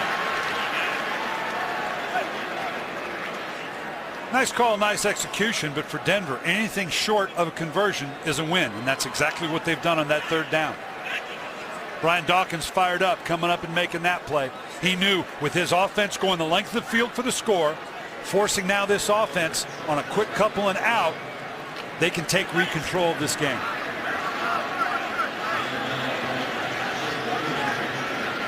Boyle waiting on the front from Chris Kluwe. Of course, they have a new long snapper this week, Matt Katula, after the injury last week to Cullen Loeffler.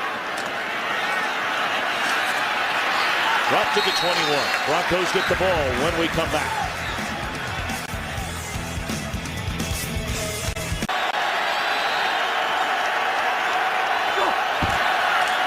First down, Denver back on offense. McGahee spun down after a gain of a yard. We invite you to get coverage of every NFL game with NFL Mobile.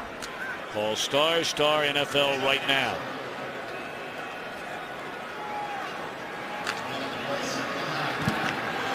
If you're just joining us, the Broncos 46 yards of offense in the first half.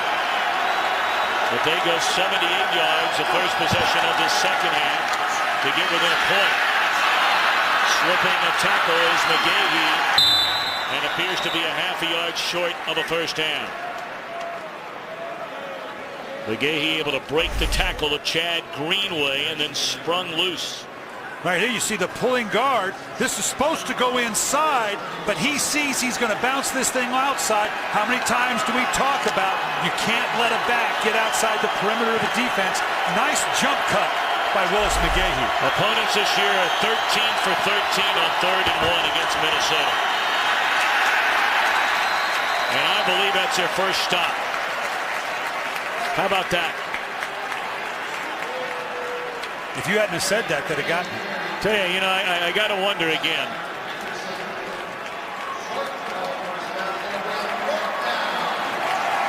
A team that runs the ball so well. Hard to believe that Denver could not convert on 3rd down and a yard. Tebow wanted to go for it on 4th down. His coach says no way.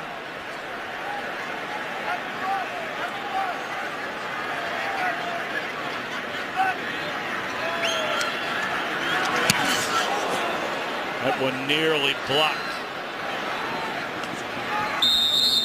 Sherrill's a fair catch at the 15. So a big stop there on 3rd and 1. First time Minnesota's done it all year. Now Fox tomorrow, the country music's biggest event. Performances by some of the biggest stars, Trace Atkins and Kristen Chenoweth. Host the American Country Awards live tomorrow, 8 Eastern, 7 Central on Fox. Well, from the 15, Lorenzo Booker on the carry out across the 20 up to the 21-yard line. A little over halfway through this 3rd quarter. And a 1-point game with Minnesota in front. This obviously flops now in the 3rd quarter. The first half, it was all Minnesota, time of possession, yards, but obviously a long drive by Denver.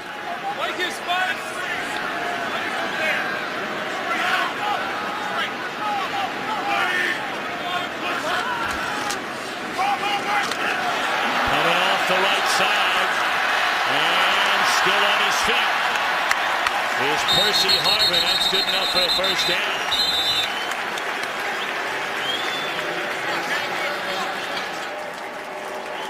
Great job by Kleinsasser.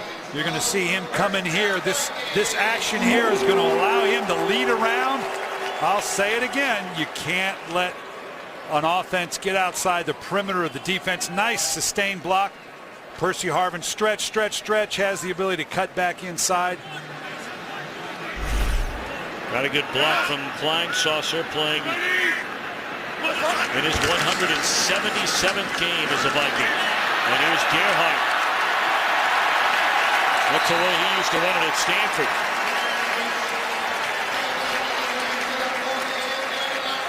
$14-yard gain for Toby Gerhardt, who's rushed for 53 yards so far today. And this doesn't happen without the push up front.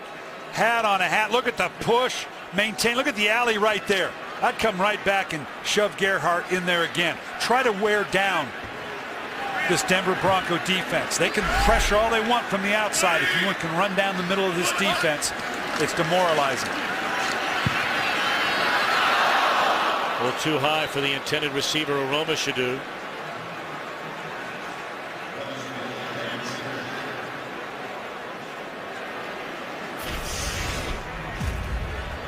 See the numbers on Ponder. The interception return for a touchdown in the first half by Mario Hagan. Gerhardt, who in really a game and a half, replacing the injured Peterson, and only rushed for 44 yards in the 2 games. They're running well here today. Coming back to get it is Joe Webb, the backup quarterback. Flags are down, and Denver is saying that Webb pushed off to get that open. And they're right. Pass interference, offense number 14. 10-yard penalty, 2nd down. You know, I like what they're doing, the throwback here, but let's keep in mind, Joe Webb's the backup quarterback, good athlete, that's fine. He pushed off there. This is Champ Bailey, okay? You're not going to beat Champ Bailey. I don't care how good an athlete Joe Webb is. You're not going to beat, legally anyway, Champ Bailey on a one-on-one route. This guy's too good. So that takes away what would have been the 2nd reception of the year by Webb. He's thrown a pass, he's run the ball, he's caught a pass this year in very limited time.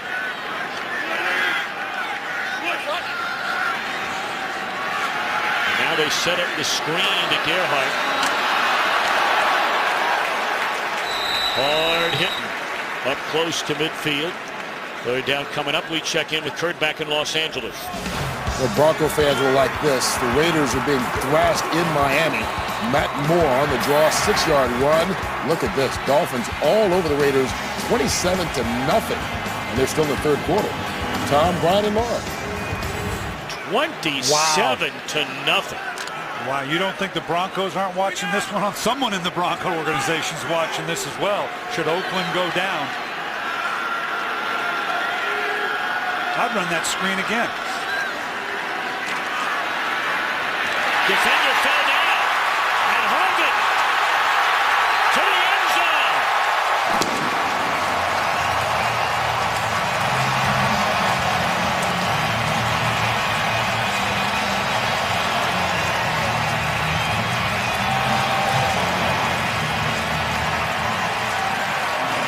do this. That's okay with me. You're going to see right here in the slot. Looks like they get tied up. Got away with just a little bit of push there on Chris Harris. And now you're not going to catch this guy. Well, this guy is so good. So good. Well, Brett Favre really took him under his wing his rookie year. He's had to play through serious issues with migraine headaches. Misses a lot of practice time. And with all the injuries to this Minnesota offense, playing with a rookie quarterback, these last 2 weeks, Harvin has said, get on my back and ride it out. Well, now it is 34-0 Miami over Oakland. That game in the third quarter. But Denver is trailing by a game to the Raiders in the AFC West. And trailing with 3:12 to play here in Minnesota. 22-14, and Cosby out of the end zone. And Quan Cosby still on his feet, run out of bounds by the kicker Longwell. On the other side of midfield at the Minnesota 41-yard line. Well, we talk about a running play can't get outside the perimeter of the defense. A return can't get, you can't let a return get outside the perimeter of the coverage. Nice job. This is just, got a little bit of a face mask there they got away with, the helmet. Not a little bit. This is just what Denver need. You saw those standings to get a road win here, particularly if that holds up in Oakland, changes the whole complexion of the AFC West.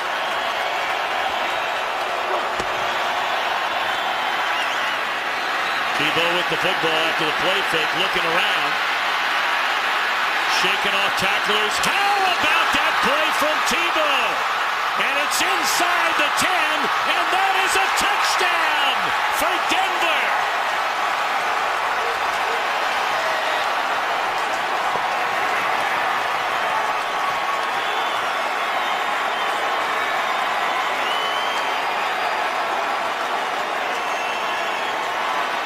I love the presence of Tim Tebow continuing to look down the field. Whether he's a rookie quarterback, whether it's a guy that loves to run the ball. I know he's not a rookie. I'm saying whether it's a rookie quarterback in general, your instinct is to pull the ball down. But to keep your eyes down the field. You got to remember now, Demaryius Thomas was actually the first pick that year in the draft. Tebow was the second first-round pick. Demaryius Thomas was the 22nd pick. Tebow came a couple picks after that at 25. And of course, Thomas was inactive the first 5 games after injuring the Achilles during the offseason. Well, you can't teach this. No, play fake, looking fine. Now I'm going to do what I do. I'm outside the perimeter. Now I get back outside. I can run, but no, I've got my vision downfield.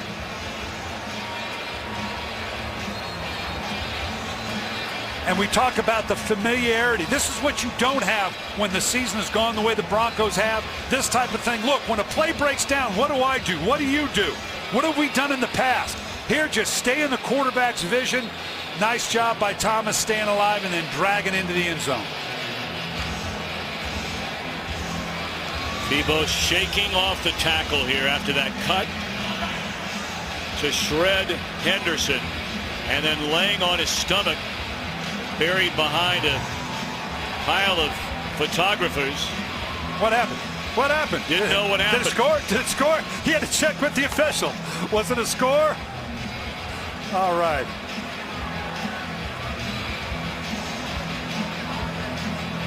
Look at the look in those eyes. Wow. All right, I'm in.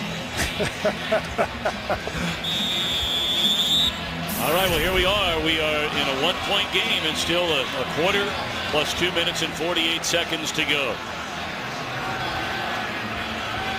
And I thought you asked one of the most interesting questions I've heard to Tebow yesterday.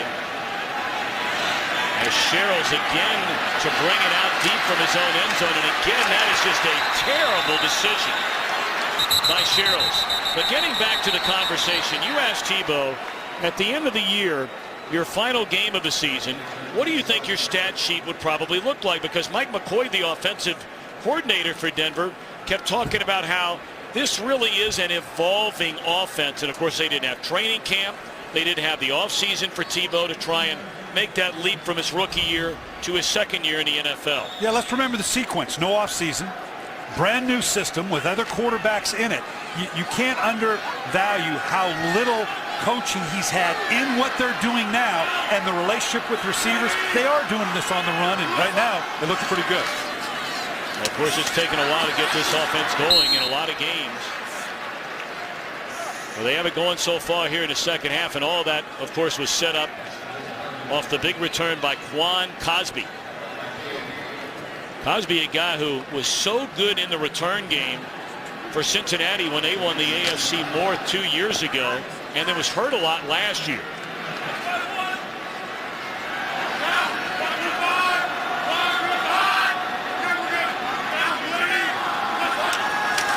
Second down, he'll turn around and hand it off to Gerhardt.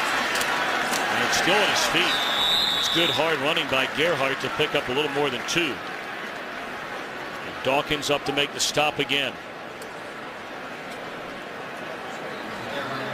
Quentin Carter for the Denver Broncos is signaling for someone to come in. I don't know what happened to him, but we've seen Denver calm down in its pressure packages a little bit. I'm not sure, given what Minnesota just did on that long drive, they don't need to crank those back up again.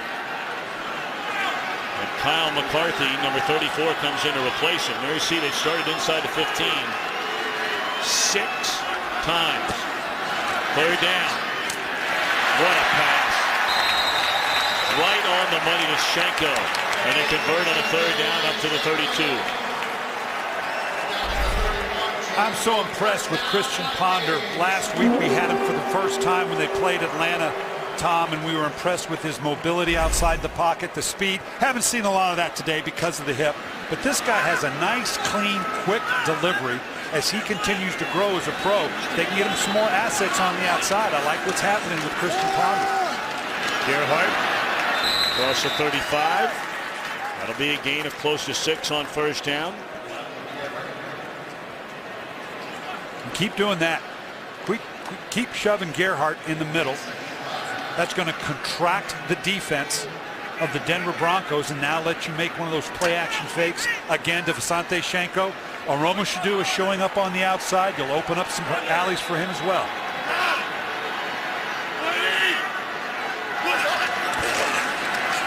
Gerhardt again.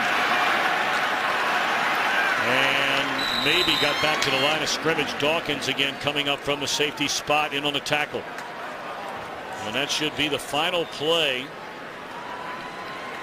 of this third quarter.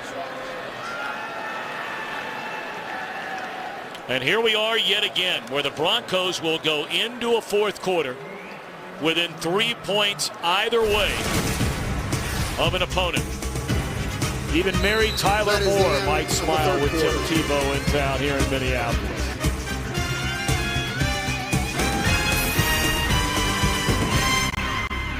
Of course, Coach Billick, much has been made about the fourth quarter work of the Denver Broncos on offense. The overtime wins, including back-to-back weeks over the Jets. Then that thriller against San Diego. What's in store here today in Minnesota? Batted down at the line of scrimmage on a first down pass by Ponder. Looked like Ayers was the one who got a hand on it. So it's time to punt.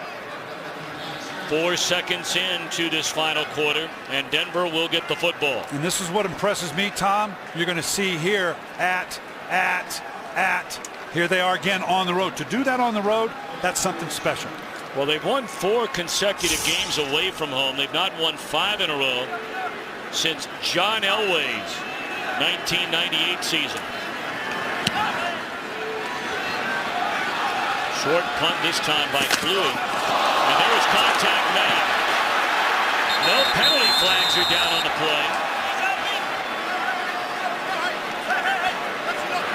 Well, we're going to have to see who was the contact with. Was it his own players? Was it a Viking player? They'll sort that out. There's a fair catch signal, so clearly he's got free. But it's not the Viking player he runs into. He's run over by Matthew Willis, runs him over. In running, Eric Frampton pass there, so this is your own player. This is friendly fire. And of course, this is Eddie Royal, who is hurt. He already had the toe injury from last week. Didn't know if he would be able to play this week. And Royal is the injured Bronco after running into his own man. We'll be back. Eddie Royal shaken up. Listen to this.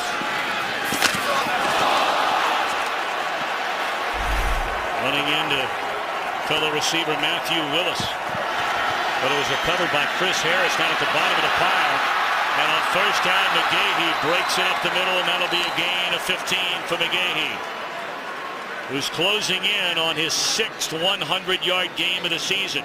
He has 85. Well, the grease board offense of the Denver Broncos, the grease pen right now is pretty simple. Get downhill with Willis McGahee, get a fullback in front of him, and pound away at the Minnesota Vikings. McGahee again, penalty flags are down. That's a gain of close to 8, but 2 flags on the play. Offense number 86. 10-yard penalty, first down. That's the tight end Daniel Fells.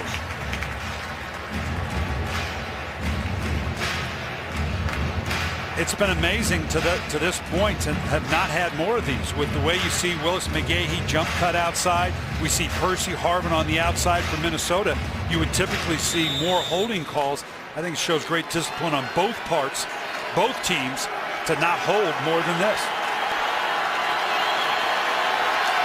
So a 1st and 10 becomes a 1st and 20 from the 29-yard line.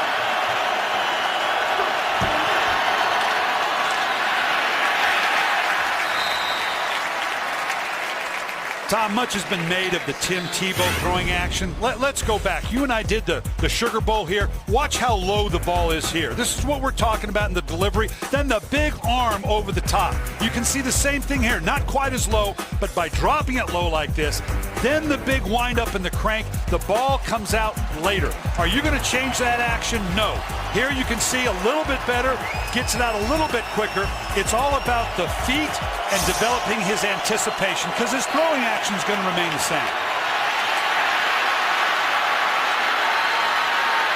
Tebow runs it out across the 35 up to the 38-yard line. It brings up 3rd down and long. Broncos are trailing here at the 13-minute mark by a single point.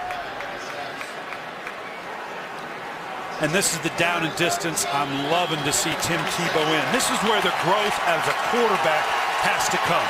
Not that he can't run around in the magic way he does, but in order to convert on this down and distance, can he make that throw with the proper timing, or know to drop it off and let someone else try to run for it?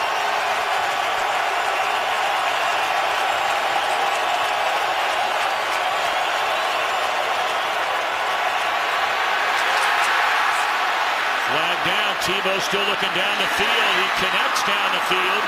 Question is, will this play stand? That's Willis on the reception. Illegal use of hands to the face. Offense number 78. 10-yard penalty, 3rd down. That's Ryan Clady.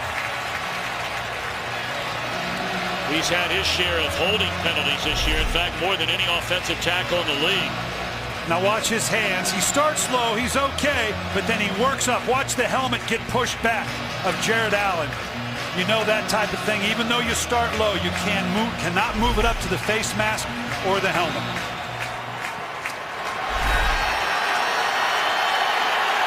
You got to be smart now here. This is part of the progression of a young quarterback. You want to make a play, but this is a long way to go. The 3rd and 12 becomes 3rd and 22, and they're just going to hand it off. So ball up to the 34, and you're wondering about that down and distance. Were it not for the penalty, they were able to convert on that 3rd down and long, but the penalty takes it away.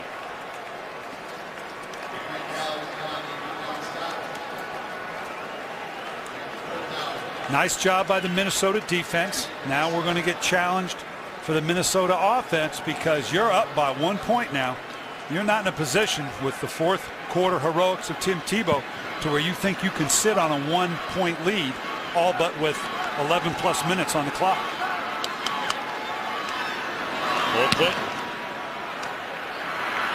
was shorter this time, and the fair catch is made by Sherrills at the 23.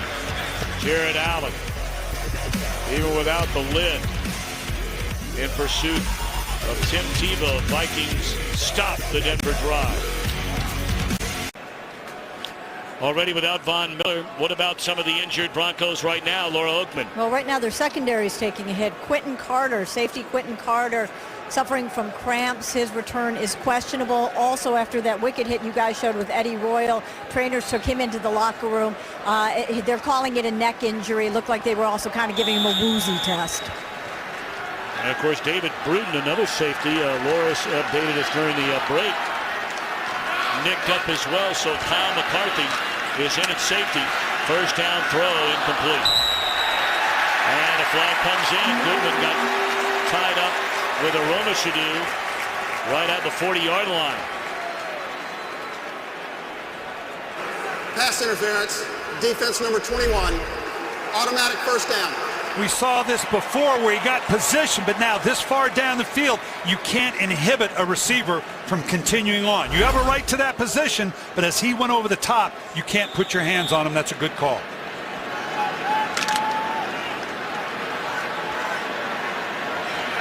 Well, first down at the 36-yard line.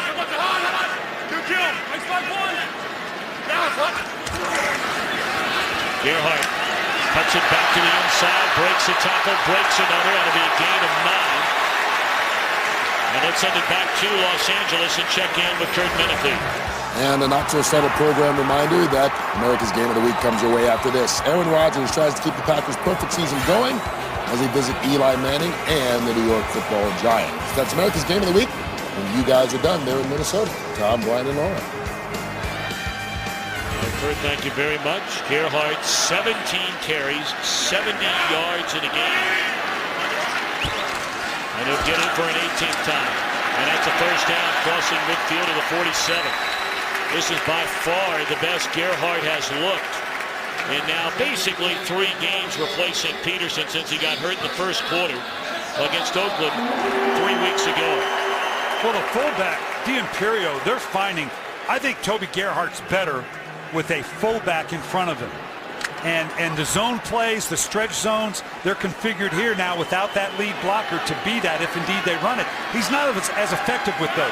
Get him downhill with a lead back in front of him.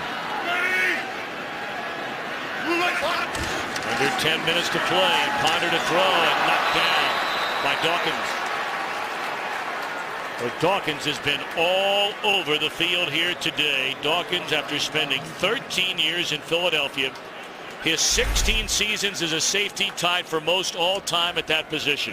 They've brought him from the inside many times. I tell you what, Dawkins is one of those players as a coach.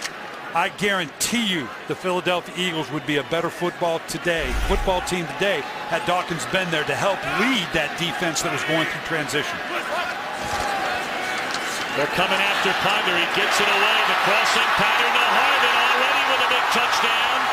And he's going for another.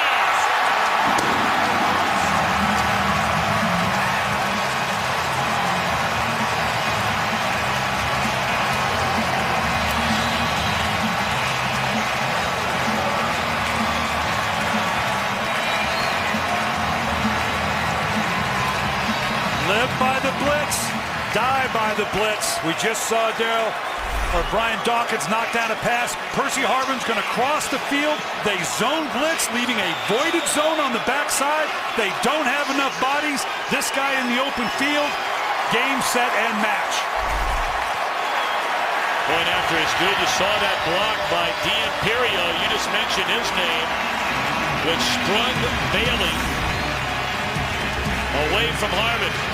It finds the end zone for the second time today in an 8-point Minnesota lead. Now Brian Dawkins barking to his defense, which surrenders a huge touchdown on a short crossing pattern by Harvin. That ball bounces in front of Quan Cosby, and Cosby is up to the 35-yard line. Again, it's Longwell who stopped him. This is what I'm talking about. You're going to see Brian Dawkins come from across the field. They voided a zone blitz here. And now as Percy Harvin comes across the field, they either broke man coverage or this guy's over the top. Looks like he can't get there. Nice job by the fullback. Clipping it off right here. This is a great job by D'Imperio.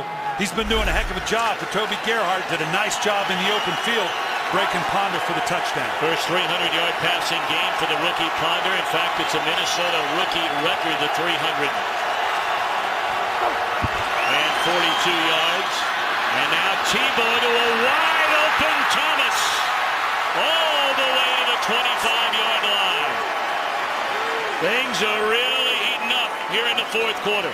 This is the second time Cedric Griffin, you can see him here, right here. He thinks he's getting help over the top. He's not trailing, and that help is not there. We used to have a saying, 8 is enough. When you're trying to predominantly run offense, let the front 8 take it. You've got to be back in coverage. Thomas over 100 yards, and here's McGahee, who's gone over 100, and he will lean into the end zone. Wow! Bang, bang, bang from offenses. Denver, Minnesota, Denver right back. Do you go for 2 here now? Well, we're now at the point where you think about that. Yeah, early on not. Here, I think you definitely think about it. We're far enough into the fourth quarter, and I think that's what they're going through right here.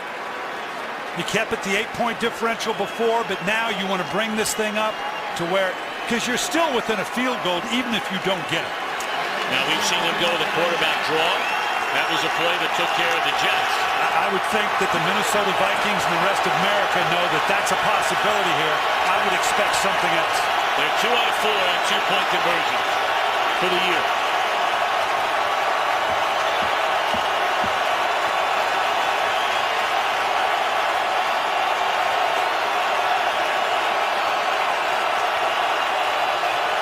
Tebow will take it himself, and he has tied the game on a 2-point conversion run. Well, all of America might know it, but apparently on a 2-point conversion, they can't stop. Now, fair enough, that's not a quarterback draw now. That's just a read option coming out the other way. That's classic Tim Tebow. That is unique to the Denver Broncos into the NFL. This is where he's at his best, down inside the red zone. First, you can see Willis McGahee. And for all we can talk about Tim Tebow, you're talking about McGahee, that offensive line, the defense up to this point. It has been team wins. Willis McGahee, a good, tough running back downhill. And then the 2-point conversion for Tim Tebow now. Just a little fake, and now get to the edge. Classic Tim Tebow. Scoreboard looks like a pinball machine right now. Boy, you're not kidding. Well, like Dawkins on one side, Allen, the leader of the Minnesota defense, looking for answers.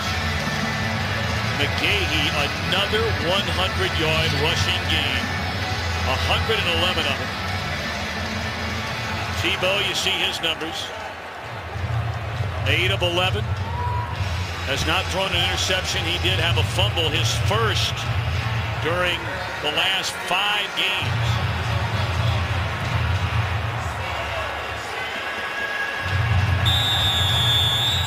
And I know you're all about your game, but I promise you the Denver Broncos are aware of the Miami-Oakland game. This opportunity, they talked to us before about, this is a game they said they had to have to come into Minnesota, a team that's struggling, to be able to win on the road against a team that you ought to beat.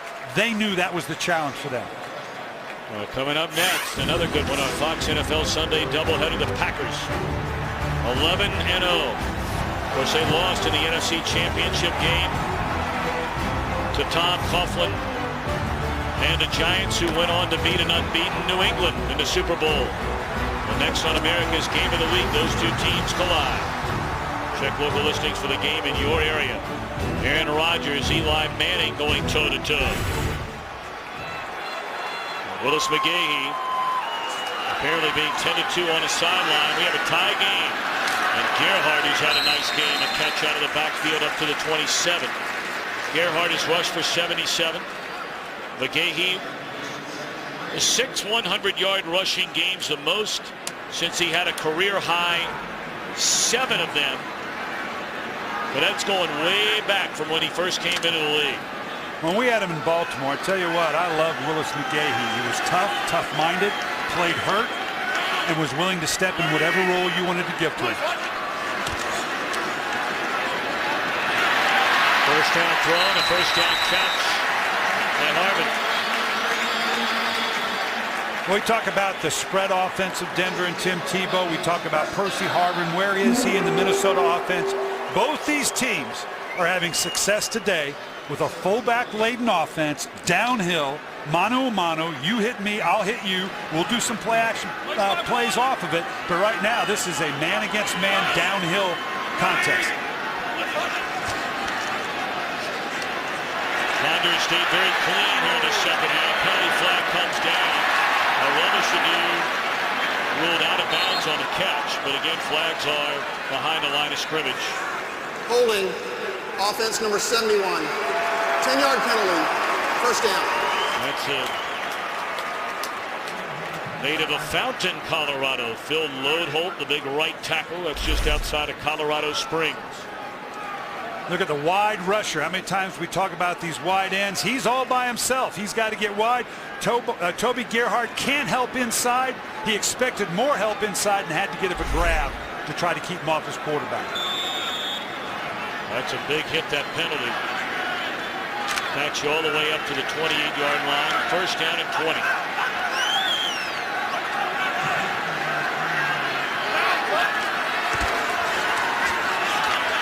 Gerhardt get a decent chunk of it back. Almost all of it back. Man, he has looked good today. And what about Ponder? You brought up that hip injury. Laura told us about it early in the game. They have protected him so well here in the second half. And he's thrown for a Minnesota rookie franchise record. 361 yards.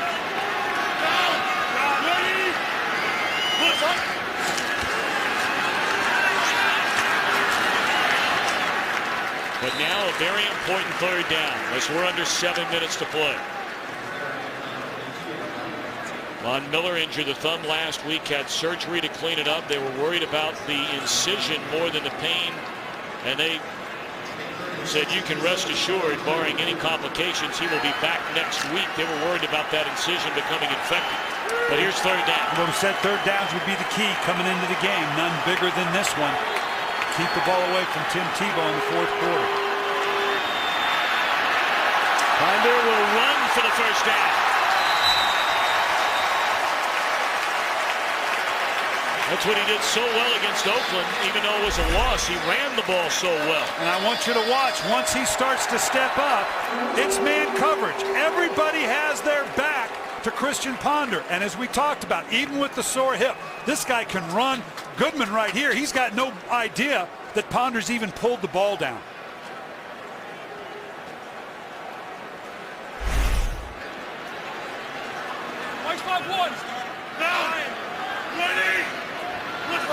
Clock ticking now, under 6 minutes to play. Ponder drops it off to Gerhardt. Nice tackle made by Hagan in the open field. I love the patience of Ponder here. We've seen it a couple times. They get into the eye. They smash away. They play fake. He checks downfield. He doesn't like it. He drops the ball off to Gerhardt, who after the fake is cleared through the line. He's showing a maturity and an understanding of what his team needs right now in a tie ball game to keep moving the ball down the field. So quiet, obviously, when Minnesota's on offense. Seventh play of the drive. Gerhardt. And again, pretty nice play right there by a Denver linebacker, Mays, able to trip up Gerhardt. So here we go again on third down for the rookie Ponder. Every third down seems to get bigger than the last. You convert the last one, that's fine. You got to do it again here. And the key here is one more conversion, notwithstanding obviously moving it down the field for the touchdown. You're now in field goal range. So obviously this third down to sustain a drive and put them in scoring position under 5 minutes in a tie ball game. And they're coming after Ponder. Pick up the blitz. And the catch is made by Stephen Burton, the rookie. To the 25-yard line. They'll spot it at the 26. That's another first down. A gain of 17. Same type of play we saw to Harvin. You're going to see the receiver cross the field with pressure. They pick it up to avoided area on the backside. Give it enough loft. Let my receiver get underneath it. Ponder is standing up under the pressure because they're right in his face. You know what, Brian? It should be noted. This offensive line from Minnesota has really gotten things together in the second half. We showed you all the hits that Ponder took. 7 of them. He has barely been touched here in the second half. And when you give him time, he's proven he can hurt you. Short gain, flag down. Illegal use of hands to the face. Defense number 77. 5-yard penalty. Automatic first down. It's Broderick Buckley. We're under 4 minutes to go now. And that's in the interior of the line. You just don't see that called very often. Just to the right here, you can see, look at the hands up through the face. We saw one of those on Gerald Allen earlier. And it's hard. You're inside, your hand fighting, all of a sudden your hand, the palm of your hand moves up into the face mask. It's tough. But what a big penalty for him. Well, that gets him down to the 15. And I don't think that's right. Penalty's 5 yards, first down. Yeah, should be at the 20. You know, when we moved the umpire to back behind the offense, we thought we'd see less of those calls, and we have. So that's special that they got the call there. Now, the umpire right here, he moves back behind the defensive side of the ball because of the time of the game or as they get inside the 10-yard line. Play action, looking to Aroma Shadu. And good coverage that time by Bailey. He may have gotten a hand on that. Let's take a look. Yeah, Champ Bailey, you're not going to live long challenging Champ Bailey. None better than he. This is actually a heck of a throw. On the run by Ponder. Back shoulder where it was safe because he saw Champ Bailey over the top and in front. That's just beautiful coverage. I'd find someone else to pick on. Well, they've been going after Goodman with success most of the day. To Aroma Shadu. Shanko.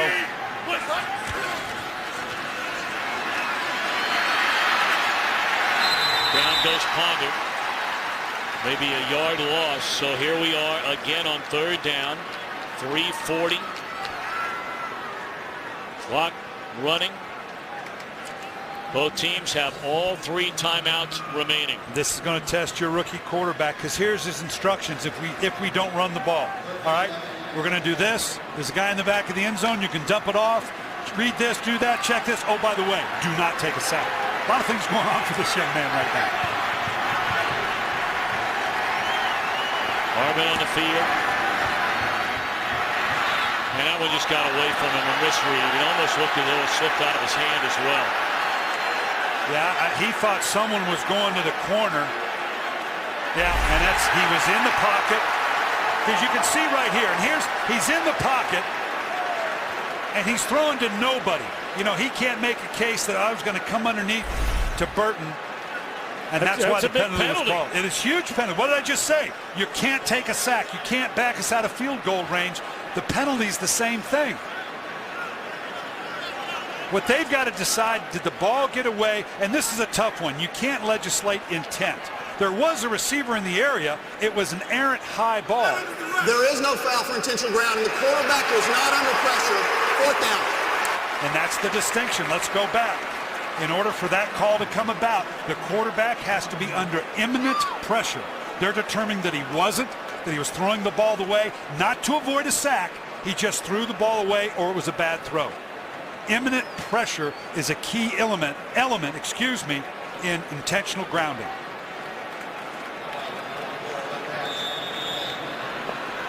Should be a 39-yard field goal try. Good snap, good hold, and the kick is good by Ryan Longwell.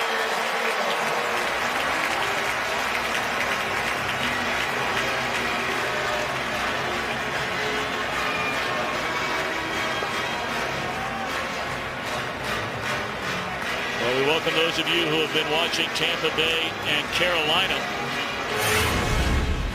things are pretty quiet in the first half. In the second half, they have cranked up in a hurry. Percy Harvin, big touchdown. Then a throw from Tebow to Thomas for the first of 2 touchdowns. Harvin came right back again to put Minnesota in front. McGahee runs it in for a touchdown. Tebow ties it on a 2-point conversion. And now Christian Ponder, who set a Minnesota rookie record with 381 passing yards, takes Minnesota down the field to put him in front. But Tebow will get the football one more time. 3 timeouts remaining and his team down 3. I'll tell you what, if I'm going to write a movie script, I'm going to put a team on the road with their arch rival having just lost so we can tie it up. I'm going to get a guy that looks like Tim Tebow. I'm going to put us at 3 minutes, and I'm going to put you down by 3 and say, let's go make a movie. Here's the kick, and that's Cosby. He'll take a knee.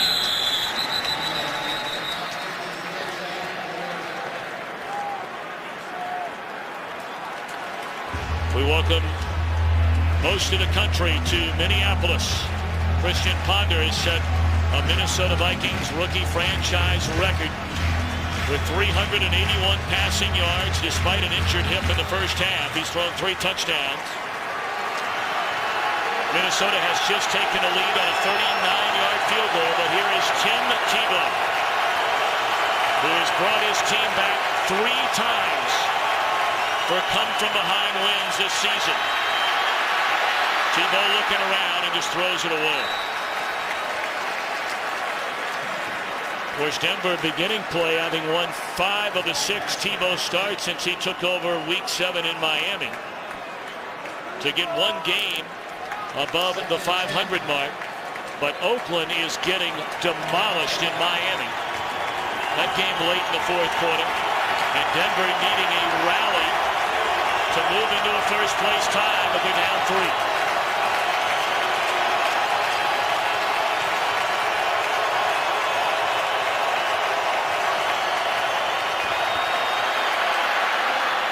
Crossing pattern, and that's Willis, and that's a first down.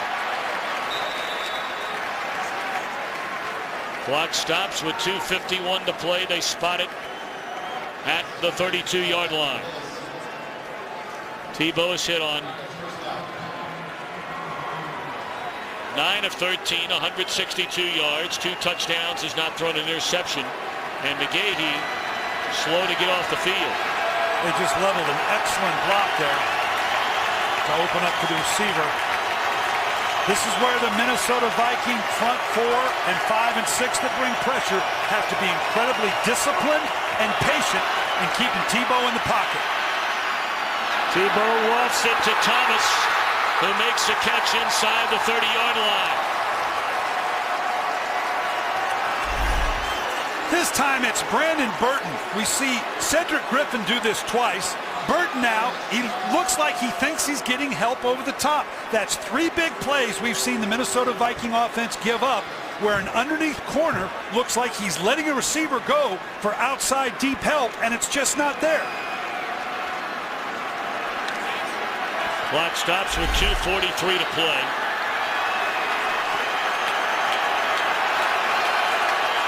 And now they'll put it into the hands of McGahee. And he's inside the 25 to the 23. Remember now, not only Denver starting this drive with a full complement of timeouts, Minnesota now on defense with a full complement of timeouts. Are you a little surprised Minnesota's not taking a timeout right here? Well, they may be very well holding up their timeout because they're thinking, you know what, we may need this later on. I'm not sure they don't need it to regroup here. Well, they don't have to run another play until the 2-minute warning, and they're not going to do it. There's a good 28 seconds lost in all of that. And John Elway, the master of so many come-from-behind wins during his Hall of Fame career, is hoping that Tim Tebow can deliver a 4th in 7 starts this year. America's game of the week, the Packers and the Giants. Aaron Rodgers v. Eli Manning. First things first. Denver with a football at the Minnesota 24, trailing by 3 at the 2-minute mark. McGahee dropped for a big loss. Good play by Benny Sapp. Boy, and of course, losing yards here makes perhaps that game-tying field goal try that much longer. And it makes the next call for Tim Tebow on a 3rd and long all that much more critical. And Chad Greenway is the injured Viking. We take an injury timeout. Matt Prater preparing perhaps for a game-tying field goal. You see what he's done in the 4th quarter and overtime, including the game winner in overtime at San Diego. But first things first, 3rd down and 10. A lot of bodies up in the line. They're not going to let Tim Tebow. He's checking. Now they're checking.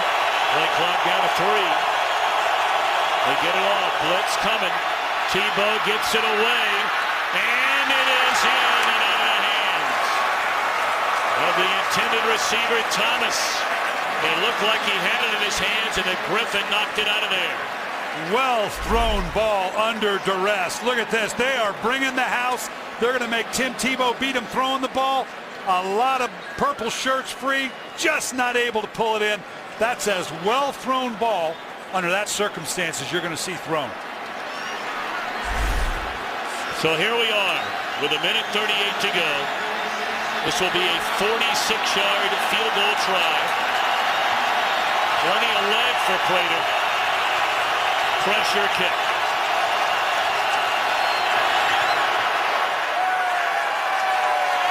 And it is good. So again, Denver, on what might be its final drive, is able to convert the drive into points. Now, whether that will be good enough to send it into overtime, Christian Ponder will have a lot to say about that. Three parts: snap, hold, and kick. All got to be perfect. They were. I love this. I tell you what, for these 2 young quarterbacks, and I know I'm looking beyond right now the relevance of Denver and what it means in the AFC West, but I love what I'm seeing in these 2 young quarterbacks. They are learning so much right now in really the only place you can, on the game field. Love what they're going through right now. Tim Tebow making that throw in the face of that kind of pressure in the way that he did. That was a heck of a play.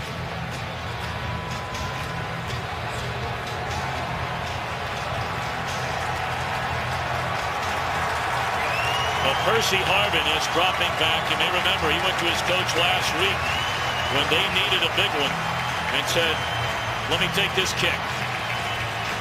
And he brought it back 104 yards, which was the longest kickoff return in NFL history that was not a touchdown.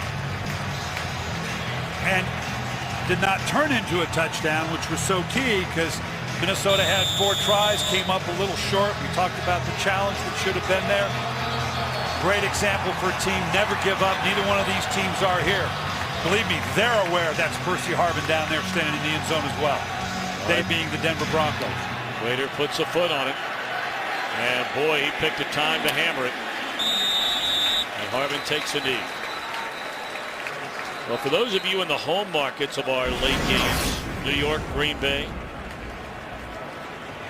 St. Louis, San Francisco, Dallas, and Phoenix will be switching you and leaving this game in just a moment and getting you to the start of your game in the home markets.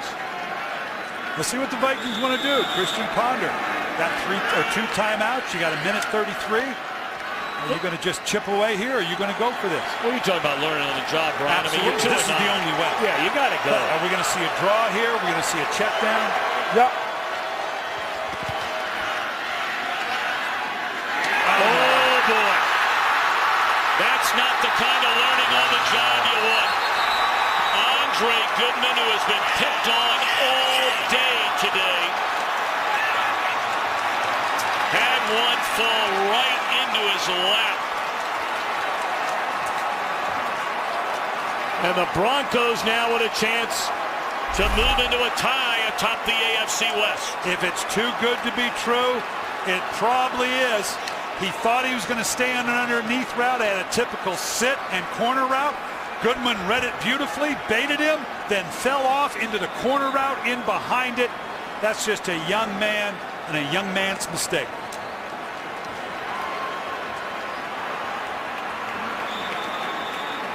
John Elway knows. He's been there before. He knows what it is, a rookie. Right now, he's on the other side of the recipient of it. Total team effort here. Solid defense. Offense taking you down, scoring position. That's Lance Ball. McGahee limped off after that failed third down throw to the end zone on the last possession. Timeout by Minnesota. So one left. Of course, it all began week 7. When Tebow took over for Kyle Orton as a starter, down 15-0 in the fourth. A touchdown to Fells. 2-point conversion to tie the game. They won it on a field goal in overtime. Moved to week 11 against the Jets. Less than a minute. They go 95 yards, capped off by a Tebow touchdown. And then in San Diego, found Eric Decker 39 yards on a third down with 4 minutes left. Set up a game-tying field goal. They won it in overtime. And now after the interception thrown by Ponder, Tebow, who brought his team back for a game-tying field goal just a moment ago, has a chance to put this baby on ice. It's inside the 5 on the carry by Ball. And the Vikings spend their final timeout. So with everybody talking about the efficiency or maybe lack thereof, Brian, that's a pretty good-looking statistical number.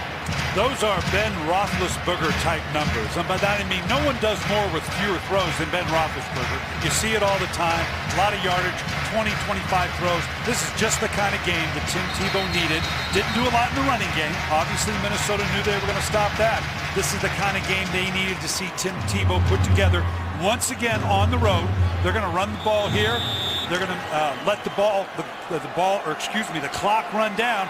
Use this as many times as they can, get themselves in position, kick the field goal, win the game, go home. Minnesota out of timeouts. Ball stopped at the 2.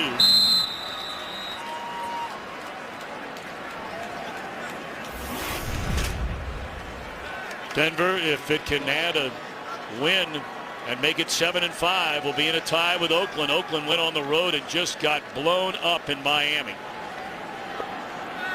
And this is one they had to have, Tom, obviously on the road, but against a team that's 2-9. They've got Chicago and New England coming up, both at home. That's a positive. But they told us this is a game that's going to test us because this, quite frankly, is a game we should win. Play clock running all the way down to 2 seconds. 1 second to get her off. And Ball is stopped at the 2-yard line. It's third down. And the clock down, 18-17. You figure Denver spends a timeout. Do you go ahead and just kick it on third down? Well, you always want to leave yourself a little bit of wiggle room in case something should go wrong with a snap on third down. And here's the thinking. We'll see if they do this, but with 13 seconds, it's third down. There are those that say, okay, kick it now. I realize you're going to have to kick the ball off. That's the downside. You'd like to take it down to 3 or 4, kick the field goal, go home. Or, you know what? Let's cover our bets. Let's try the field goal on third down. If it's a muff snap, something's bad, we fall on it. We get to try to kick it again. Now, I don't know if that's what their intention is here. If it's not, I'm not quite sure why they called the timeout now.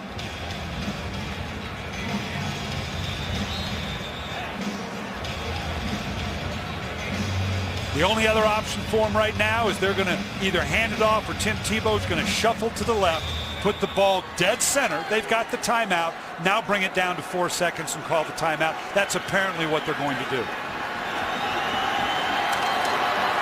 That's exactly what they do. Tebow just dives to the left to put it right smack dab in the middle. And the timeout will be called right now. Actually, he went a little too far. All he did was put it on the other hash. If he was supposed to center it up, he failed miserably. Let's rip him for that, okay? You didn't lay down quick enough. And on that play, their left tackle, who's been a mainstay playing in his 59th consecutive game at that position, Ryan Clady, is injured on the field.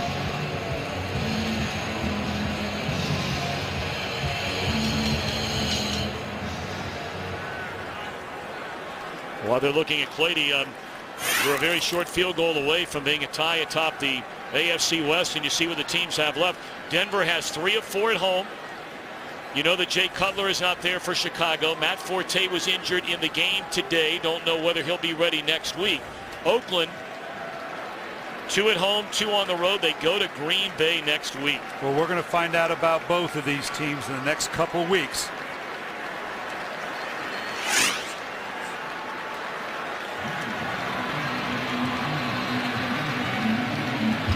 I'll say it again, the thing that impresses me, Tom, these comebacks, we showed it earlier, these are on the road.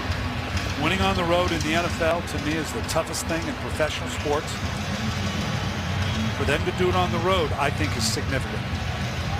Well, I mentioned the man standing on the sideline, Executive Vice President of football operations, John Elway.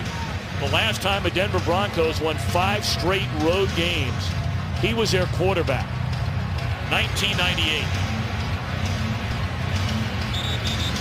And Tebow trying to make it 5 straight road wins for Denver. They're going to spot it. The hold, that is, at the 23-yard field goal try to win it for a second consecutive week by Matt Prater. Britton Colquitt the hold. And the kick is good. And the Denver Broncos tie it on the second to last possession, win it on their final possession.